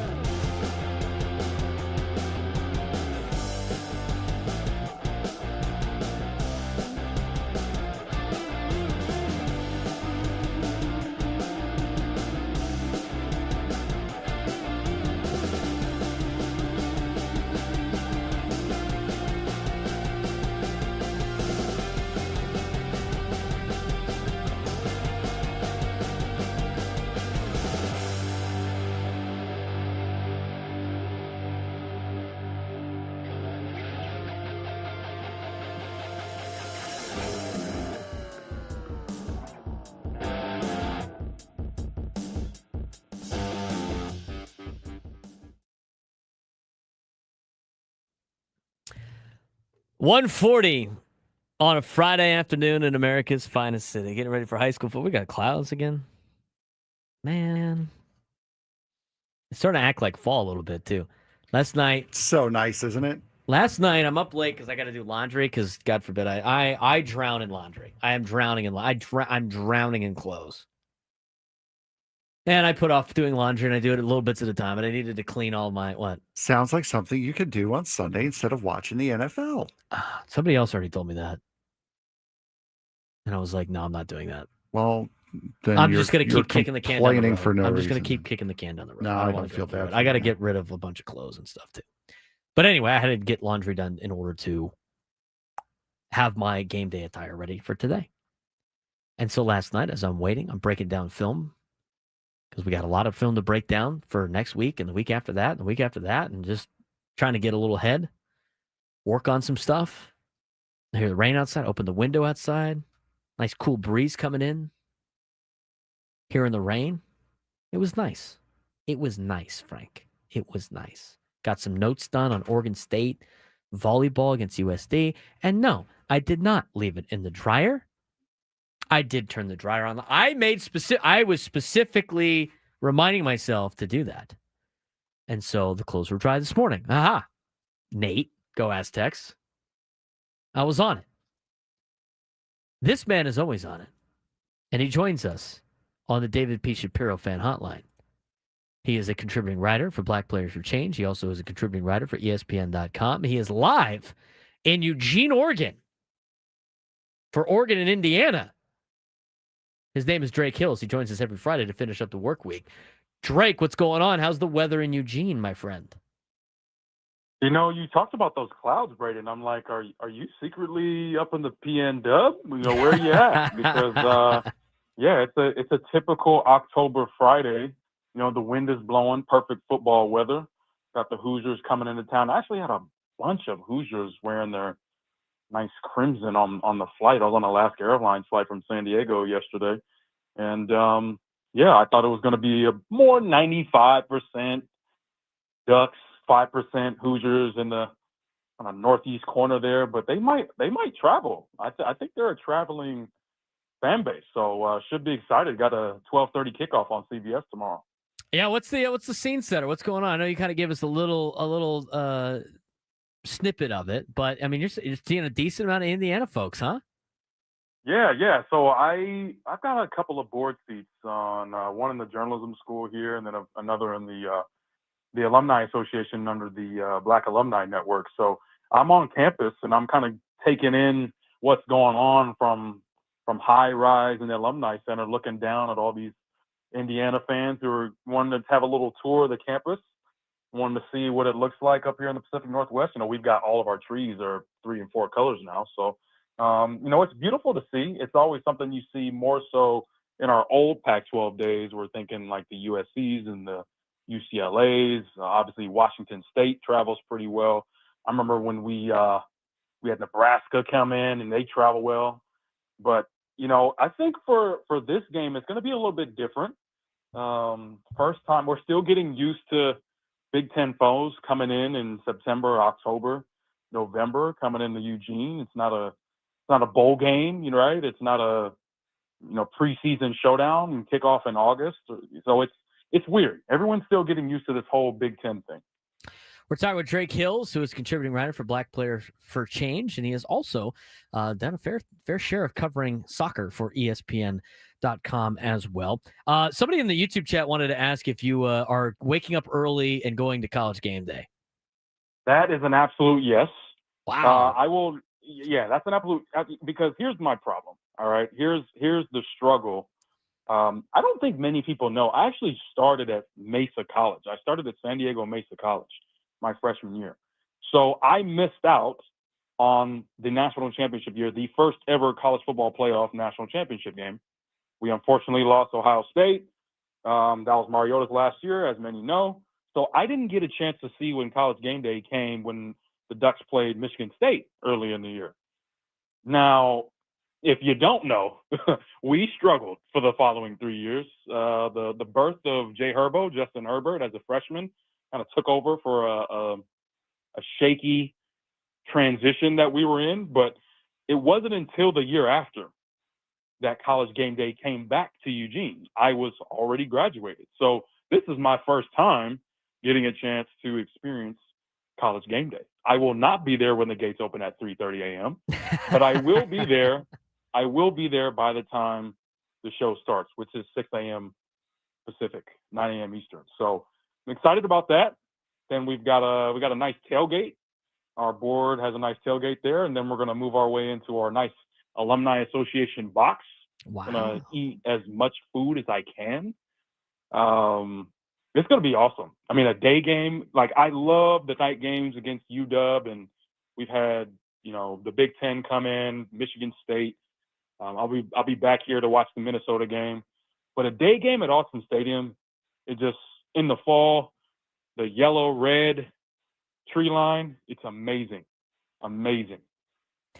Sounds like a great time, and I know you're going to have a great time. Go Ducks. We all think the Ducks are going to handle Indiana. I know Signetti says look him up and he wins, but you know what? It's hard to play in Eugene to take on the Oregon Ducks. So have a good time with that. Let's talk about some MLS soccer while we had the chance. All right. So San Diego FC can be anywhere between the 1 seed and the 4 seed for the playoffs. There's a lot of matches that need to continue here in the regular season of the MLS. This weekend, San Diego FC is off, but there's a lot of other teams right behind them that are still playing.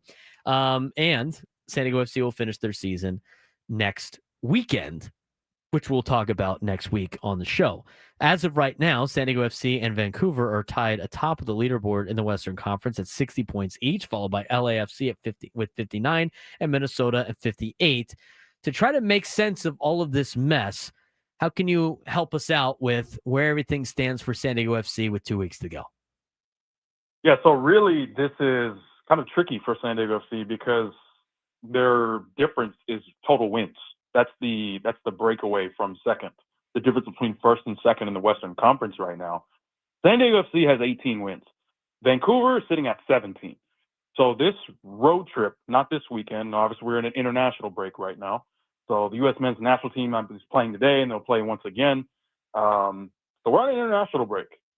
But when San Diego heads out, just an hour and 40 minutes north of where I am, at Providence Park, that's going to be a game that I'm not saying it's a must-win or anything like that. I think that, with Vancouver, they've done well. They've got Tomas Mueller coming in, and they've had an incredible finish to the season. They do have a couple of more games, though. So I'm not saying it's a must-win, but Vancouver has an opportunity because they do, in fact, play tomorrow. But they have to go on the road to Orlando, and then they finish the season at home to Dallas. So that's the tricky part when it comes to total wins and goal differential, because Vancouver does have the lead over San Diego when it comes to goal differential by about 10 goals. So if we're thinking about tiebreakers and we're thinking about what San Diego FC and where San Diego FC will finish in the standings, the best you can do is, controlling your own destiny, go to Providence Park, get the 3 points, and just hope that, a road trip to Orlando during an international break might not necessarily help.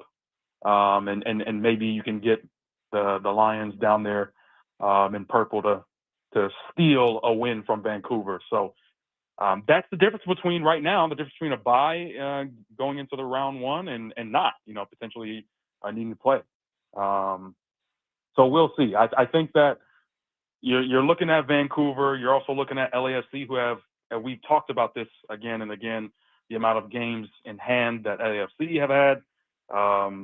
They're the same thing with Vancouver, and then that same boat of got a couple of games to play. And then, of course, Minnesota. All those 4 clubs are in the top 4, and all those 4 clubs have done a great job of scoring goals.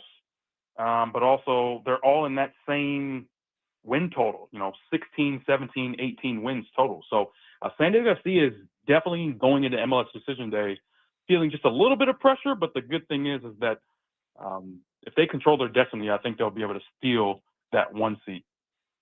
Yeah, winning a game and they get the 1 seed, right? That kind of the simple terms for San Diego FC fans: win and we got the 1 seed locked up. I'm ready to say that, but just looking at the teams, I'm looking at LAFC. they've got probably the easiest remaining schedule, although they're 2 road games. But you're going to Austin and you're going to Colorado. So with how they've been playing, I like LAFC, and I can see LAFC getting 2 wins. Now, when it comes to Minnesota, a little bit different. I think that they're the slippery slope because they're going up against LA Galaxy on the road. Obviously, LA Galaxy hasn't had a good year at all. But that's the thing is that LAFC has 2 games. Minnesota and Vancouver, Minnesota has 1. LAFC and Vancouver have 2. So I think that Minnesota might not have as much potency because all they can do is win that 1 game. And I'd like them probably sitting around 3 and 4. So if I'm San Diego FC, the 2 teams I'm looking at are Vancouver and LAFC. What are they going to do in those couple of games that they have left?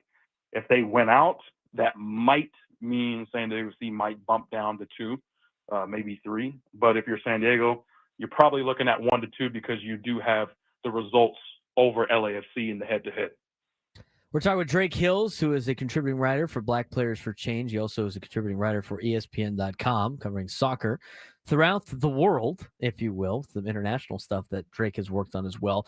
We only have a couple of minutes left, but I want to ask, how does San Diego FC play this in the next week, knowing that they are going to host a first-round playoff game in the MLS playoffs, and also at the same time knowing that they could get the 1 seed and maybe get a little bit of a break waiting for, whoever wins the 8-9 matchup. How does San Diego FC play this next week? And how would you play this next week? Yeah, I think you go all out. You kind of have to, right? I mean, as we just talked about, just in terms of the leverage that the 2 seed and the 3 seed currently, LAFC and Vancouver, have on you in terms of games in hand, rather. But I would say, though, as a 1 seed, you really want to hold on to that, especially because of the matchup that you're looking at. A couple of weeks ago, Braden, I know we were talking about, wow, you might be looking at Houston in round 1. You might be looking at Portland. Well, Houston's taken care of. They're eliminated. So it's more so how we feel about playing Portland. Portland coming into San Diego, how do we feel about that matchup? Obviously, San Diego has done quite well at home, but even more so on the road. But even more than Portland, I'd probably say the team that you would want to face in that 8-9, the winner of the 8-9 is FC Dallas.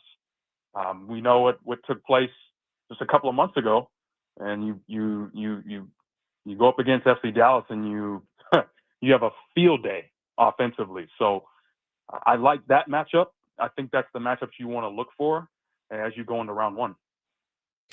Drake, we appreciate the time as always. You're going to have a blast this weekend. Hopefully the Oregon Ducks take care of business, which we expect them to do. Have fun at College game day tomorrow morning, and make sure you eat as much as possible in the box. You got to get your worths out there watching the Ducks play Indiana. Yeah, I'm going to have my phone in my other hand as well. Got to make sure we're looking at and seeing what the Buckeyes are doing because we're going to be seeing them in December. But thanks, guys. I appreciate it, and go Ducks. Go Ducks, Drake. We'll talk to you guys next week. We'll talk to you next week. For Frank Marchese, I'm Braden Surprenant. This has been the Braden Surprenant Show on San Diego Summer Sports Station 97.3 The Fan. Coming up next, Gwyn and Chris. We'll talk to you guys on Monday. Enjoy your weekend.